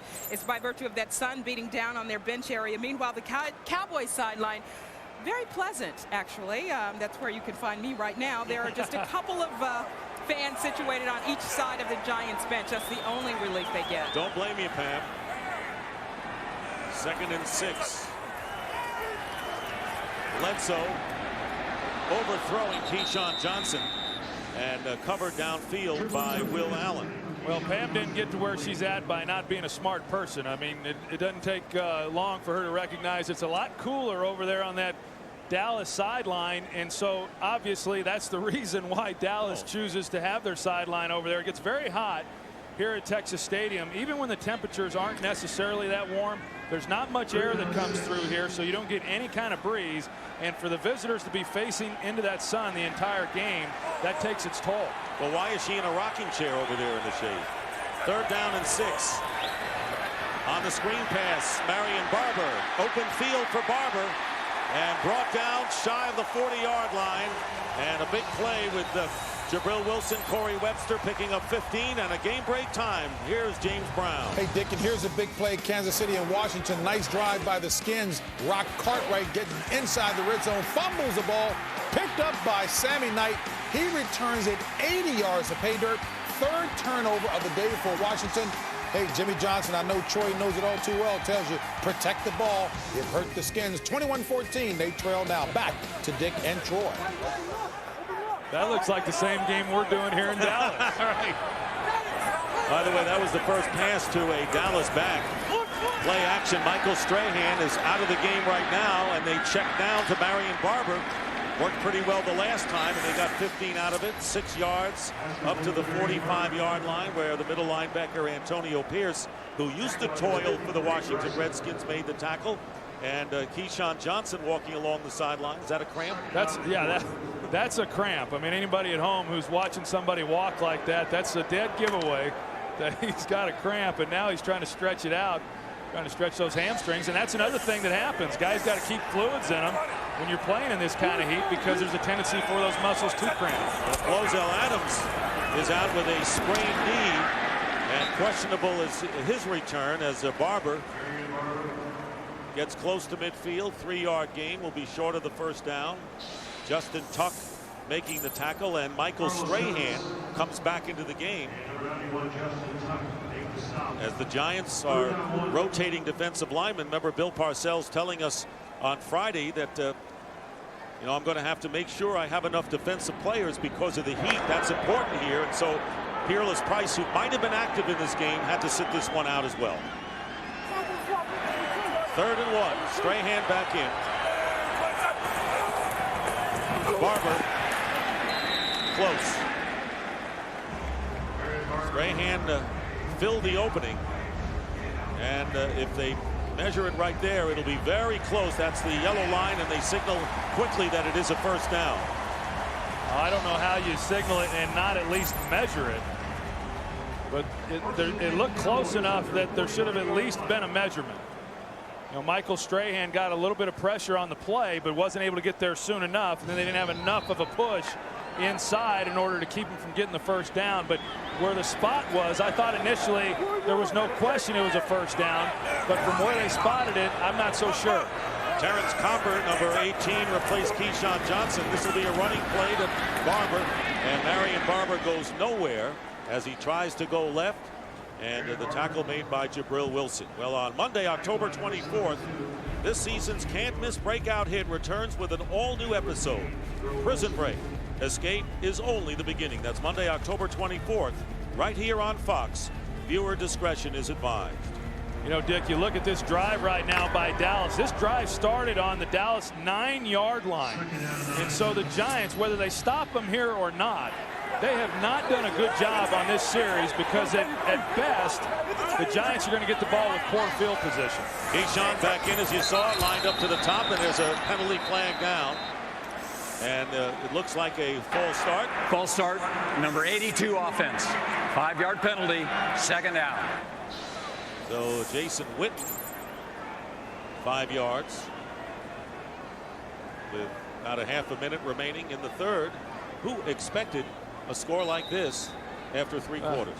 Yeah, I mean, and who would have expected the ball to be turned over the way that it is? And Bill Levy, our referee, I mean, he's going to have to go home and drink some hot tea. His throat's going to be sore from calling all these penalties today. The loser is going to be really exhausted after this one. 2nd down and 14. Bledsoe down the middle, tipped, and Keyshawn makes the catch on the deflection. What a play by Keyshawn Johnson. Will Allen got a hand on it, but Keyshawn Johnson held on, and a 24-yard gain to the Giant 31 as the third quarter ends with the score. The Cowboys 7 and the Giants 6. Stadium, Dick Stockton along with Troy Aikman and Pam Oliver. Cowboys in Giant territory at the 31-yard line, 1st and 10. Marion Barber breaks one and gets a first down to the 20. Remember, Julius Jones not playing today. An 11-yard gain by Barber. Wilson finally upends it. There's a look at that last catch by Keyshawn Johnson. And, you know, so many times when people talk about Keyshawn Johnson, they tend to focus on the things that he can't do instead of the many things that he can. And that's just one heck of a catch by a pretty good football player. And Marion Barber on the carry, getting 3 yards on the play. Keyshawn Johnson with his first 100-yard game this year, 8 catches. It would figure after he and Bledsoe went at it on the sideline, Keyshawn would be the key figure today. As you look at the game summary, Dallas over 300 yards. The Giants haven't reached 100. Giants have had the advantage on the turnover department, but have not capitalized. This is the 13th play of this drive. Cowboys have had a couple of long drives in this. 2nd and 6. And the check down to Dan Campbell. Normally the blocking tight end and the former New York Giant makes the catch close to the first down. Bryson on the defense. I just think when you look at this game right now, Dick, I know coming in, a lot of people said that the reason that teams had thrown the ball so well against the Giants was because they were protecting big leads. Well, they're not protecting a big lead here today, and Bledsoe's had his way with it. And the Cowboys have had the ball for almost 30 minutes, and we still have 13 and a half approximately remaining. And in the heat, that's not good for the Giant defensive unit.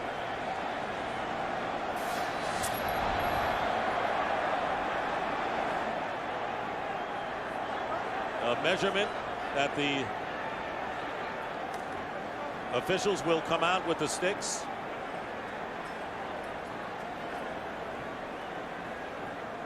Cowboys had to get close to the 10-yard line, and they're just inches shy. You know, we came into the game talking about this Cowboys team and them trying to put 2 performances back to back, and outside of the turnover so far in this game, they've done that. I mean, they have controlled the ball, and they have not allowed the Giants to do much offensively. And for the Giants defensively right now, for a team that really has not done much outside of creating turnovers, this is a big play in the ball game to try to stop them and not give up a touchdown. 4th and inches for the Cowboys.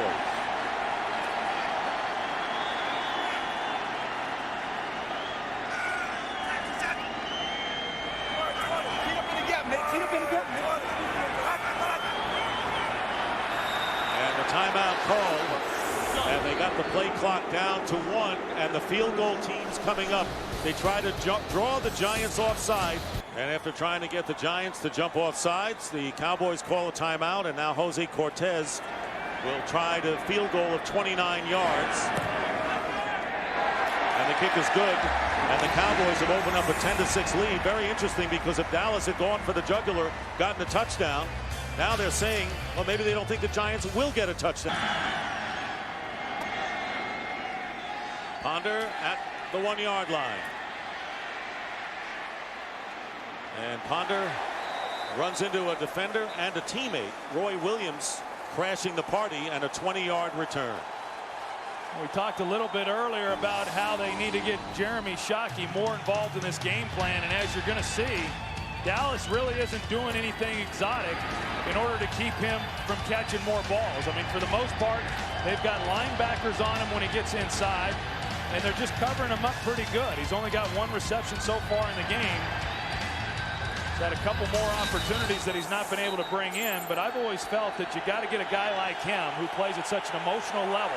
You got to get him involved early, and the Cowboys have just kept them from being able to do that. Starting from the 22, and it'll be a running play to Tiki Barber. And Barber is mashed after getting out to the 25 by Brady James. And a gain of 3 yards. Giants have been known for the big plays. That worried Bill Parcells coming in, but their longest pass play was to Jeremy Shockey in this one catch that he did make. Yeah, and it's not just Jeremy Shockey that they've had a hard time getting on track. Plexico Burress, who's coming off his best game 2 weeks ago with over 200 yards receiving, he hasn't been a factor in this game either. 2nd down and 7.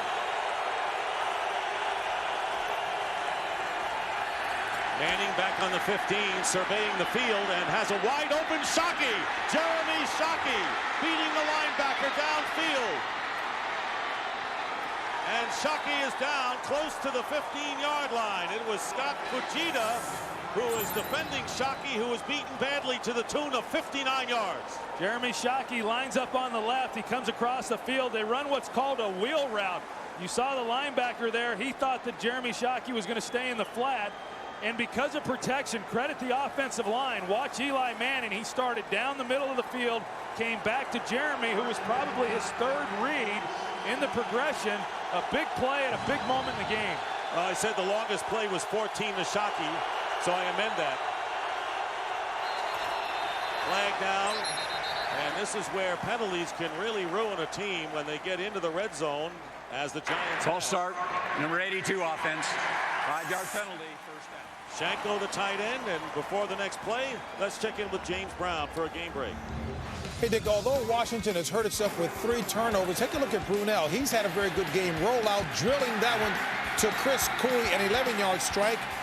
Brunell, 19 of 25, 254 yards, 3 touches, all tied at 21. Back to Dick and Troy. A barn burner in Arrowhead. Right here, we may be developing into one. It'll be 1st and 15 on the 21-yard line. Play action, but Manning goes down. No way to stop DeMarcus Ware, who has a sack in his 3rd straight game and making a name for himself. That's a 10-yard loss back to the 32.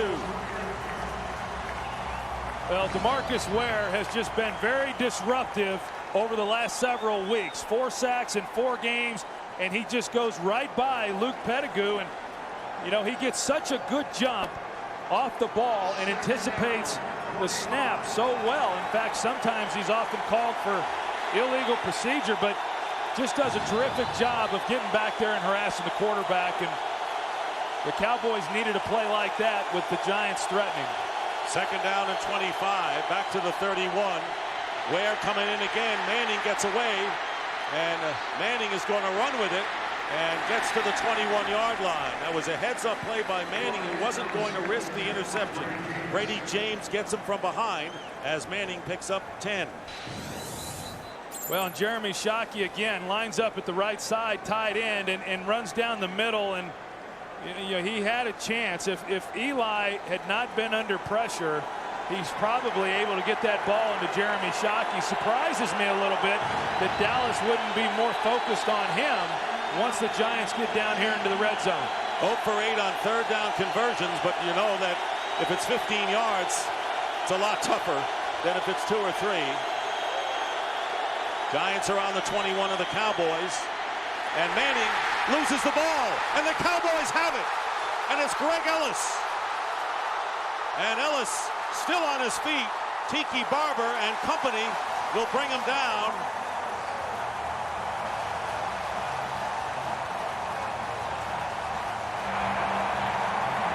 And a huge turnover, giving the Cowboys the ball. Sean O'Hara ultimately made the tackle as Leroy Glover with the pressure, knocking the ball away, and Greg Ellis doing the rest. Leroy Glover just drove right through left guard Dave Deal and was able to come in on Eli Manning on his backside. And just as Eli's starting to throw is when he takes the hit. Just not a lot that Eli Manning could do in terms of protecting the football. And every time the Giants start to get something good going, then they have something bad like that has happened to them. 37-yard return by Ellis, first down.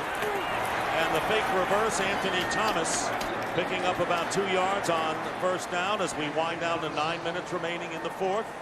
2-yard pickup, so we have had 7 turnovers. And in very few instances have teams been able to take advantage of that. Look at the turnover story. The Giants took advantage of 2 Cowboy turnovers but got only a couple of field goals. Cowboys did not take advantage of 2 previous Giant miscues. Trying to make this one count. Second down and 8. Creighton in motion on the New York 31. And should be a flag down, and it was movement in the line on the right side. It was Michael Strahan. It looked like it's going to be called against the Giants. Bledsoe had a free play if he had elected to try to take a shot. Number 92 defense. That's the call. Let's send it to James Brown for a game break. Hey, Dick, you called it the barn burner at Arrowhead. Indeed it is. Take a look here. Trent Green, little pass there to Priest Holmes. He does the rest. Nice moves here. 60 yards. Yeah, that's going to make the highlight reels all over. He takes it to pay dirt. Kansas City now up by 7, 28-21. Priest's 5th touchdown of the season. Back to Dick Stockton.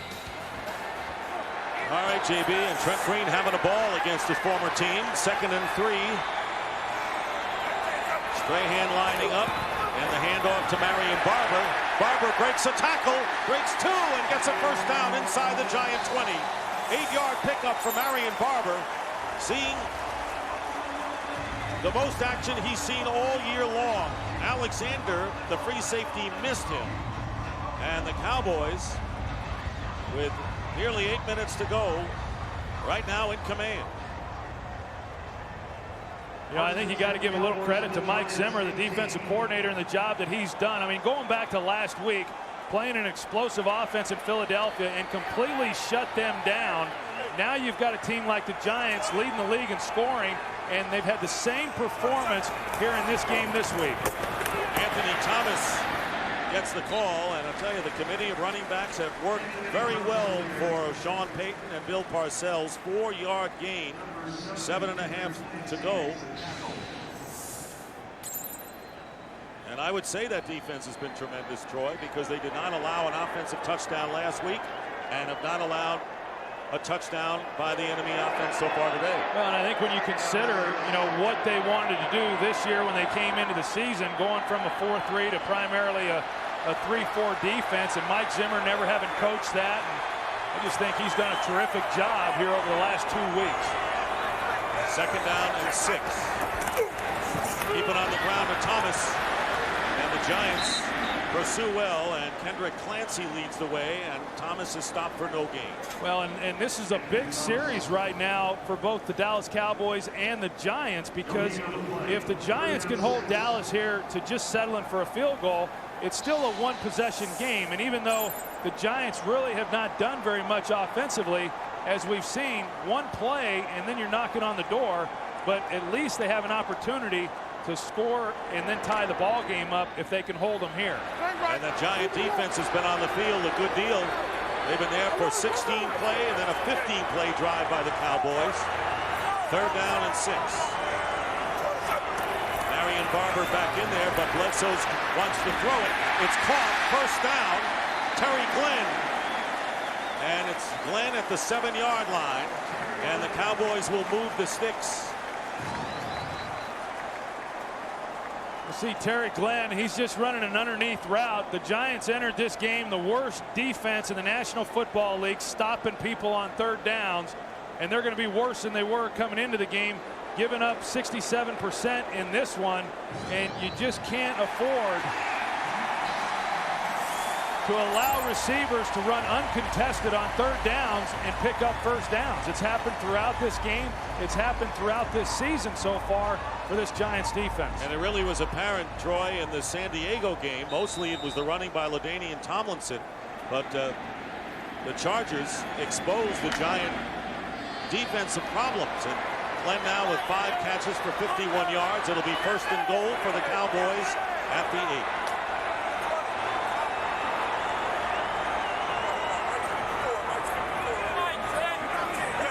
Play clock down to 3. Anthony Thomas. And he is dragged down by Antonio Pierce. A loss of 2 yards, bringing up 2nd and goal at the 10.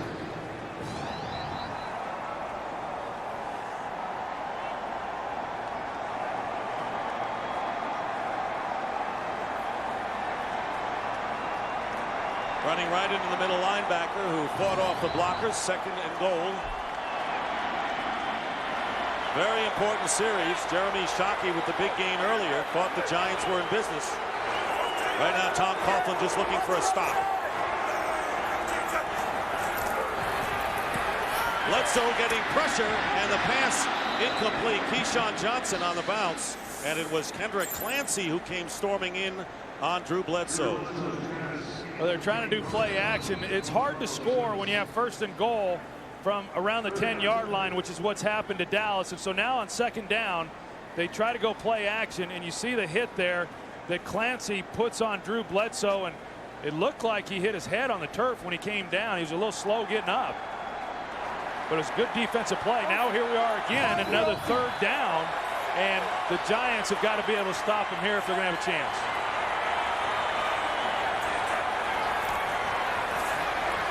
Bledsoe dumps it off, and it's tipped.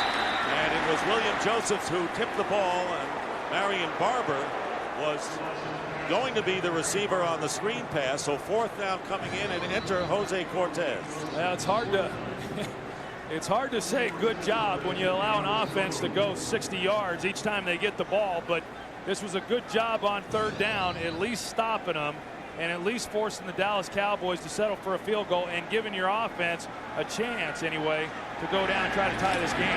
28-yard field goal by Cortez is good, and the Cowboys lead by 6. But you're right, Dallas outside of Giant Stadium has not looked like the Eli Manning that we have seen in many of his other games. Well, remember now, last year in his first win, similar situation, he did take him down the field to win the game. Willie Ponder, a yard in the end zone, will run it out. He's a threat. Ponder is spun down at the 26-yard line by Willie Pyle. 4th down, an extra point would only tie the game. Cowboys defense is stiffer. No TDs allowed in the last 29 possessions. The Giants begin from the 26. Eli Manning trying to get something going, has Shockey. And Jeremy Shockey goes out of bounds at the 45 as we check in again with James Brown. Hey, Dick, take a look at the explosiveness of Thomas Jones coming out of the backfield for Chicago. Man, straight up there. Ooh, looking good. 24 yards to pay dirt. Bears adding to the problems of the Vikes. Play action here. Aaron Brooks of the Saints. Perfect toss. I know Troy Aikman appreciates that. With defensive holding, of course, Stallworth goes for the score. They're on top there. Back to Dick and Troy. All right, JB, so the Bears and the Falcons feeling good about themselves after the 18-yard game. Tiki Barber on the run out of the shotgun. The inside handoff getting him nearly 9 yards. Roy Williams is there. Will go as an 8-yard pickup into Dallas territory. And what's interesting right now, Dick, is that the Giants are going to a no-huddle offense with plenty of time on the clock. Certainly no need to rush, but they are going to a no-huddle. Maybe it'll give them some momentum, something they've lacked today. Manning's pass, and it's intercepted. Anthony Henry with a 2nd of the game. Burris was the intended receiver, and now they'll say it is an incomplete pass. The official did not give a sign early on, and then the linesman came over to indicate it was trapped. Well, and you can tell by the reaction here of Henry that he didn't believe that he had caught it, because when he got up, he was looking around to see if an official was ruling it incomplete, and it wasn't until he didn't see any indication by the official that he then started to try to run with it. So you can go off of a player's reaction oftentimes as to whether or not he did in fact catch it, and Anthony Henry did not. And you can see the line judge coming into the play had not given the sign yet. So once again, Giants with another 3rd down. They need 2 yards. handoff is to Barber. Tiki Barber holding on to the ball, a first down. Barber getting 5 yards to the 44-yard line to keep it going for the Giants. Well, I tell you, that is good, strong running right there by Tiki Barber, and he's had to earn everything that he's gotten here today. But that's just a pro who understands exactly what he's got to do on third down to get a first down. Good job of running by a good player. 55 yards on 13 carries for Tiki Barber. First down. Going underneath to Plexico Burris, and a minimal gain of 2 yards for the Giants as the clock continues to run, winding down to 3 minutes remaining in regulation. Well, one of the things by the Giants going to this no huddle is it keeps Dallas from being able to substitute and run in some of their defensive linemen. You want to try to gas these guys up front. Try to give yourself a little bit of a momentum offensively. Shockey is out. Shanko is in at tight end.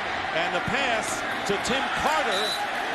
And it is ruled a catch. Tim Carter, who moved into the lineup as the third wideout today, grabs this for 15 yards. Didn't need speed on this one. Well, you see the ball there by Eli Manning, and he's made a couple errant throws already on this drive, but that was a heck of a catch by Tim Carter. First down on the Cowboy 26. Manning flush from the pocket, being chased and throwing the ball away. That was Marcus Spears who made the attempt to get to Manning. Incomplete. 2:24 remaining, and 2nd and 10 coming up.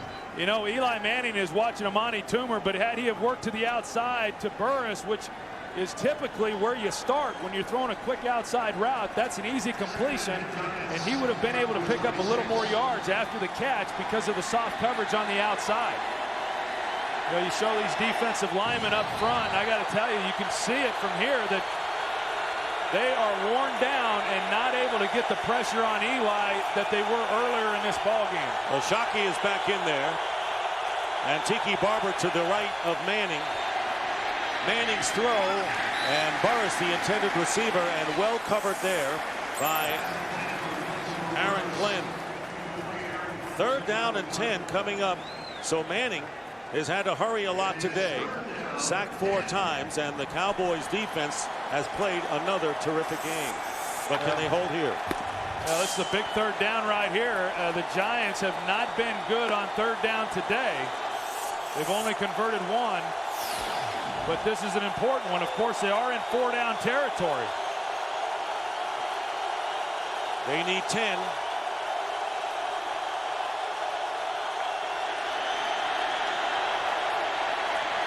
Manning on 3rd and 10 is going for Carter in the end zone. And he was well covered. In fact, beaten by Aaron Glenn on the fade.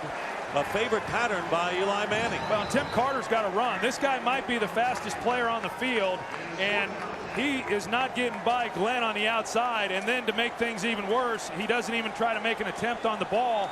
And the Cowboys are lucky that Aaron Glenn doesn't intercept that, because that should have been an interception, and game's over. 4th down coming up, so it's all right here for the Giants with 2:12 on the clock.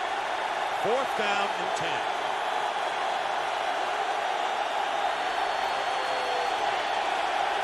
That's Carter. Manning's pass caught by Shockey. First down at the 12. A big 4th down conversion for the Giants. Jeremy Shockey with a 14-yard catch. 2-minute warning. The Giants stay alive. We'll be right back.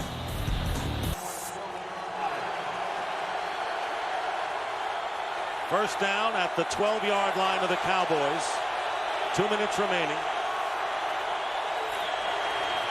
Handoff to Tiki Barber to the 5. Barber close to the first down.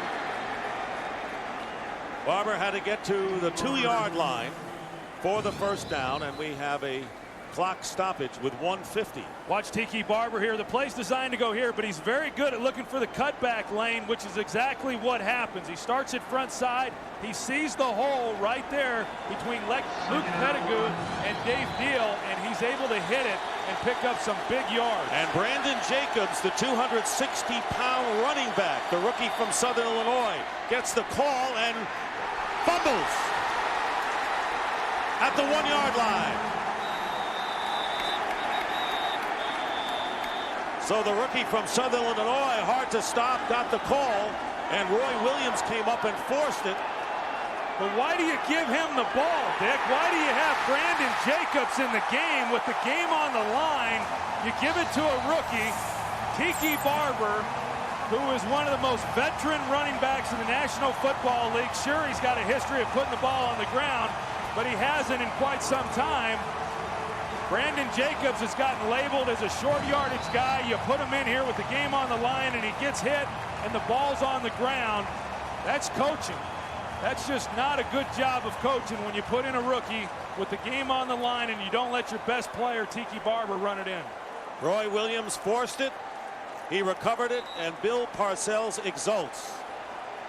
And with 1:18 to go, the Dallas Cowboys seemingly seeing their lead evaporate, recover a fumble. There have been in this game 8 turnovers. I just don't understand that thinking. I don't understand it when you get down there with your veteran guys and then you're going to put a rookie who's never been in that position in his career. Giants still have 3 timeouts remaining as Anthony Thomas gets maybe a yard, and the Giants will use one of them right here.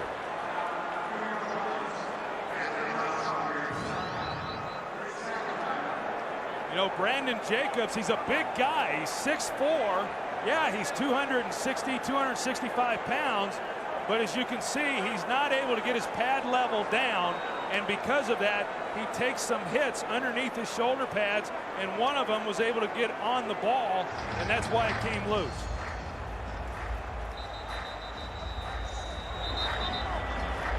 Giants using their first timeout. So there is Jacobs, and the Giants got him expressly for short yardage plays, but the game is on the line right here, and Tiki Barber, who has had a tremendous game with 64 yards in 14 carries, went to the bench. Is that a smile on the face of Bill Parcells? Semi. The play right before, we saw Tiki Barber make a nice cut in order to put the ball where it was, and if you trust him there, why would you not trust him from the 1-yard line? And you can be sure the Giants will call another timeout if they can stop this next play. Anthony Thomas. And Thomas fights his way out of the end zone. The Giants trying to get Thomas trapped for a safety, could not do it. As Umenyiora and Grayson bring him down, but not till he gets out to the field. Well, they almost had him in the back there for a safety, and it's a pretty good job of Anthony Thomas at least fighting his way through and getting it out of the end zone, because then they pick up 2 points, and now you're able to save at least one of your timeouts when they punt it to your offense. You get the ball back plus 2 points, so that is Anthony Thomas's best run of the day, though it be for 1. And the Giants with 1 timeout remaining. I don't remember a game that had 8 turnovers.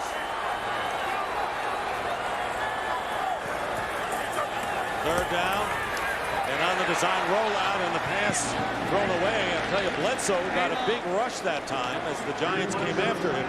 4th down coming up, so the Giants did not have to use that timeout. Well, that's even better, yeah, because now you stop the clock, you still have 1 timeout, and you know, one of the things that the Cowboys could have tried there is to just run out of the back of the end zone, take as much time off the clock as you can, and then punt it to the Giants. But at least then you're able to set up and make a clean punt. Either way, the Giants are going to have to score a touchdown on this next possession. And McBriar has to make sure he doesn't back up. Otherwise, it would be a safety. LP LaDucer is the long snapper, and the kick, I think the Giants got a piece of it. And they're going to let it bounce, and it's going to roll to midfield. It appeared that the ball might have been deflected, but it took precious time. A 51-yard punt. The Giants will have 52 seconds and have to get a touchdown to tie, and the extra point, of course. Well, it was a pretty good job there of just getting the ball out. It looked like a hand might have gotten on the ball there. It looked like Nick Grayson might have gotten his hand on it, and because if he did, the punt then was shorter and the return man wasn't able to get up and recover that ball. And that's a fine line. If you're returning punts, yeah, you don't want it to keep rolling. You want to give the ball to your offense with the best possible field position, but in that situation, you can't risk turning the ball over. Yeah, I don't think he could have gone after the ball. I agree. It was bouncing. He couldn't have fielded. It just took a Dallas bounce, and a good one at that. So in the sunlight, Eli Manning spinning away, fires, caught by Burris, and Burris falls down at the 25-yard line, tripped up. Nobody in front of him. Willie Pyle was covering, and he might have scored. And if Burris doesn't lose his balance, he scores. Good job by Eli Manning avoiding the rush and throwing it just before he crossed the line of scrimmage. Under a half a minute remaining. Ball on the 23-yard line. Giants need to get it in the end zone. Here's Shockey again. 10-5. Giants touchdown. The Giants have scored a touchdown after all of that. Following the turnover, Manning hits Shockey for 23 yards, and an extra point would tie the game. They run the same play that they ran earlier on the previous possession on 4th down. Roy Williams is covering Jeremy Shockey. He's expecting him to go vertical. Jeremy Shockey runs the crossing route, and before Roy Williams can get there, Jeremy Shockey's in the end zone for a touchdown. And this is a big extra point for Jay Feely, who has been perfect this year, and he ties the game with 19 seconds remaining. So the Giants turn it over, presumably on their way to going in for the tying touchdown, and get the ball back on their defense using timeouts, and now score in a hurry. 2 plays, 52 yards, and they tie it up. You go back and you look at the 4th down play on the previous possession, what the coverage was. Here's Shockey. He's running the crossing route, and Roy Williams. This is the play here to Plexico Burris. And Eli Manning, who is able to escape the rush in order to get the ball out to Plexico Burris. And then you come back on the touchdown throw to Jeremy Shockey, and he runs the same route, as I said, as what he ran on the 4th down call. That's what I thought we were going to show you. But 2 consecutive plays there of good execution by Eli Manning and Plexico Burris, as well as Jeremy Shockey. You know, Troy, it took the Giants till 19 seconds left in regulation to finally score a touchdown in this game. 13-13 is the score. And a wild and unorthodox game, to say the least. Well, for a guy that they didn't get real involved in the game plan in the first half, and we talked about what he does emotionally for this team, they've done a great job getting him involved here in the second half. Tyson Thompson returning the kickoff. And smacked down at the 20-yard line by Justin Tuck. 14 seconds on the clock. And Bledsoe will try to unleash something to get the Cowboys into a field goal possibility before regulation expires. But tell you what, these teams have had great battles throughout the year. Finally meaningful for both teams in this one today, as the NFC East, with all the teams boasting winning records. The Giants tied with Washington going in, and the Cowboys a half a game behind. Philadelphia on its bye week. Looks like the NFC East is going to be a great battle, and the Cowboys are just going to play for overtime. That surprises me a little bit with 2 timeouts that they would do that. I don't think the fans like it either. I mean, you're talking about a pretty explosive group of weapons, and you get 2 pass plays, which you have time to do that with 2 timeouts. This is the end. They could have given themselves a shot. So Roy Williams, and of course, as we mentioned, Shockey against Roy Williams was a matchup the Giants liked going into this one. Shockey against Roy Williams. Well, you know what, Dick? I mean, in the 4th down in the previous possession, now they didn't do anything with it because Brandon Jacobs turned the ball over, but it still was a critical play in the game. They put Roy Williams on him, man-to-man, but Roy Williams was playing him from about 15 yards deep. They pick up the 1st down on 4th and long, and then on the scoring play there on that possession, they run the exact same coverage, and Roy Williams again can't get there in time to make the play. Remember, Roy Williams was the guy who knocked the ball loose from Jacobs and recovered. the fumble, and we will have. All right, captains, we're going to have an overtime period of up to 15 minutes. It will be timed as if it was the fourth quarter. The first team that scores will win the game. If neither team scores, it'll be recorded as a tie. Each team gets 2 timeouts. All replays will be in the replay booth. Okay? You're the visitors. You'll call it tail and a head. Heads is the call. And it's tails. Dallas, you've won the toss. You want the ball? Which goal do you want to defend? Kick in that direction. Dallas has won the toss and will receive. Good luck, gentlemen. What else in a day in which the temperature's over 100 degrees? Overtime between the Cowboys and the Giants coming right up.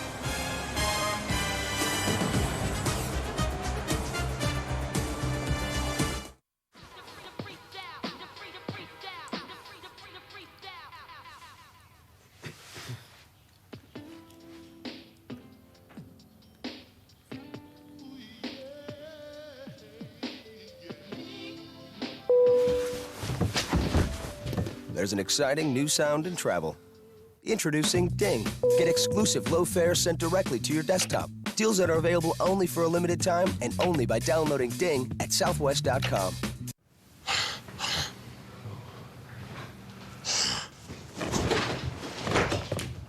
Clean up on aisle 3.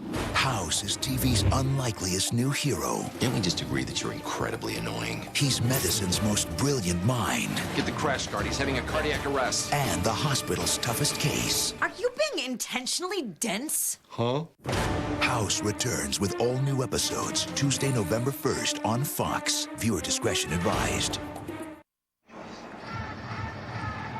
And we're into overtime now. Jerry Jones, the Cowboys owner, on the field exhorting his team. First team to score wins. You heard it. 2 timeouts for each club. Cowboys won the toss. They'll get it first.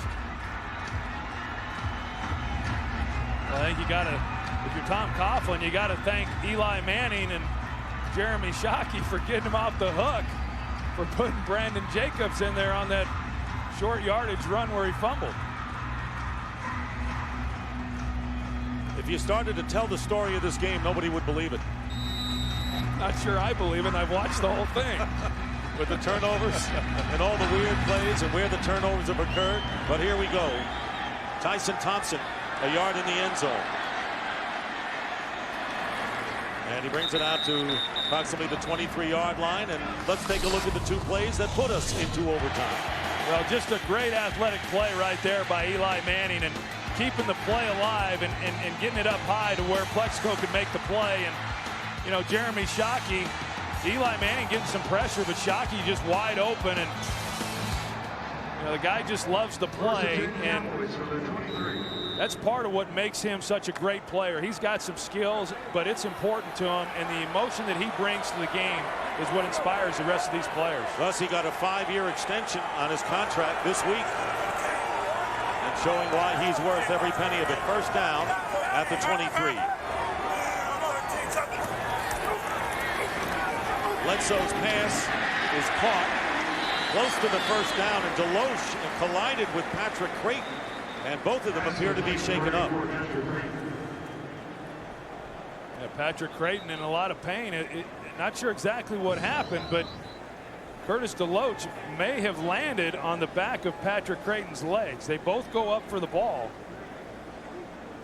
And you see that right knee and right ankle. There's been a lot of injuries in this game as well. We talk about turnovers and penalties, but a lot of players going down in this game. Lozell Adams had to leave the game. Torrin Tucker replaced him. Tiki Barber was hurt for a while. And right now, it's Patrick Creighton. She's a world-renowned Turner for Dallas.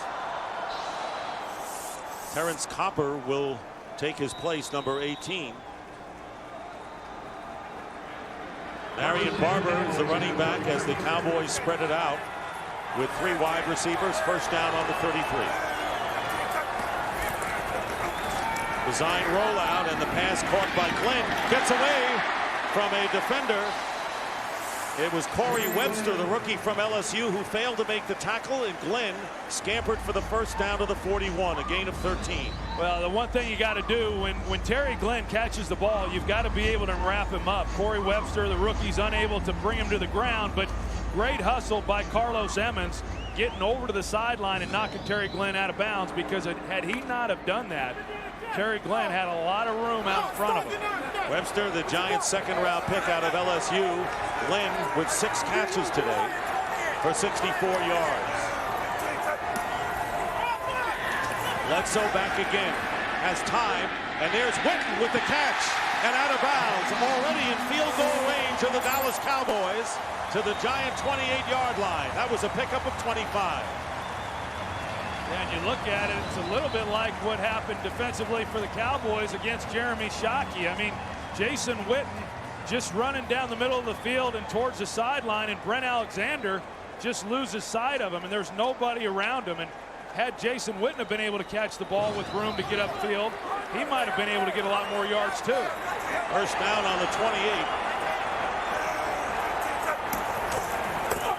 Marion Barber dives to the 25, and you can be sure, well, you never know the way this game has gone. Everything's been against the grain that Bill Parcells just may play it conservatively to set up a possible game-winning field goal as Barber picks up 3. Well, they're in field goal range now, and just a little bit disappointing for the Giants when your offense is able to get down the field in dramatic fashion and send this game into overtime, and then your defense gives up a couple big plays, and in no time at all of a sudden Dallas is knocking at the door in field goal range. 4 overtimes this year, 2 of them today. Bledsoe is going to throw it, and a flag is down, and it looks like Dan Campbell was tackled by Antonio Pierce before the ball got there. Pass interference, number 58 defense. Automatic first down, spot of the foul. And the Cowboys inch closer. Yeah, Dan Campbell, he starts in here at fullback, and he's going to run to the flat. And, you know, Bill Parcells is showing a lot of confidence right now in Drew Bledsoe, in that when you get to field goal range, there are a lot of coaches who would just try to run the ball and pull back a little bit and not want to risk turning the ball over. But right now it appears that Parcells wants to give this offense an opportunity to come away with a touchdown. And here is Marion Barber. And Barber has been the workhorse in the second half. Picks up about 3 yards with William Joseph and Nick Ryson making the tackle. And the ball is right now on the 20-yard line with 2nd down and 7 coming up. The other overtime game today, by the way, the Steelers and the Jacksonville Jaguars going at it in the extra session. Well, there's no guarantees that a field goal is automatic, no matter how close that you get. And so there's a lot of different approaches, a lot of different thoughts on what exactly you should do. We'll see here what Parcells has in mind on 2nd down. We'll go to Barber, and Grayson is right there. And it looked like Nick Ryson had timed the count perfectly, and a loss of 7 yards. So now the field goal attempt, not quite as easy at the 27, the ball. No, and that's a big play by Nick Ryson. You see him coming up right in the gap between Torrin Tucker, and that's just a big play. I mean, all of a sudden you're taking 7 yards off of a field goal, and now if you're Bill Parcells, you really got to make a decision. Are you going to try to get more yards here to help on your field goal, or are you going to be conservative and just run it again? 10 tackles for Bryson. Big day today. 3rd down and 14. Here's the pass, and Keyshawn Johnson covered by Will Allen. Pass came up short, so now Cortez is going to try a field goal, but longer than it would have originally been. Yeah, and I think Bledsoe had more time there than what he thought, and had he have held on to the ball, he might have been able to complete that one to Keyshawn. But the last thing you can do as a quarterback here is take a sack. And so he just wants to get the ball out so that he doesn't take the sack, because if he had done that, then he is knocking himself out of field goal range. To win the game, a 45-yard field goal. Cortez 2 for 4 today, and the Giants will call a timeout.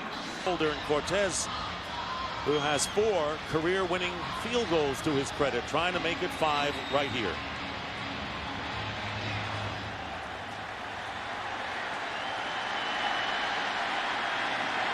45-yarder. And Cortez' kick is good, and the Cowboys have won it in overtime. 16-13, and the Dallas Cowboys now go to 4-2 on the season. Two friends, former coaching colleagues, Bill Parcells and Tom Coughlin. And for the Giants, they dropped to 3-2 on the year. But I think we're going to see this kind of play all year, Troy, in the NFC East. Well, we've certainly seen it here over the first 5 weeks of the season. And Jose Cortez, give him some credit. A game-winning kick, not an easy one, and yet he's able to split the uprights with it. Giants losing their first division game of the year, and for Bledsoe, they win it. And the Cowboys win 16-13. And right now, let's send you to the end of the Saints-Falcons game from San Antonio. So long, everybody. We welcome those of you that saw the Dallas Cowboys knock off the New York Giants 16-13 in overtime. Here in San Antonio, Saints and Falcons going down to the wire. Defense, 12 men participating, 5-yard penalty. Replay, first down. And Atlanta is marching, game all tied at 31. Saints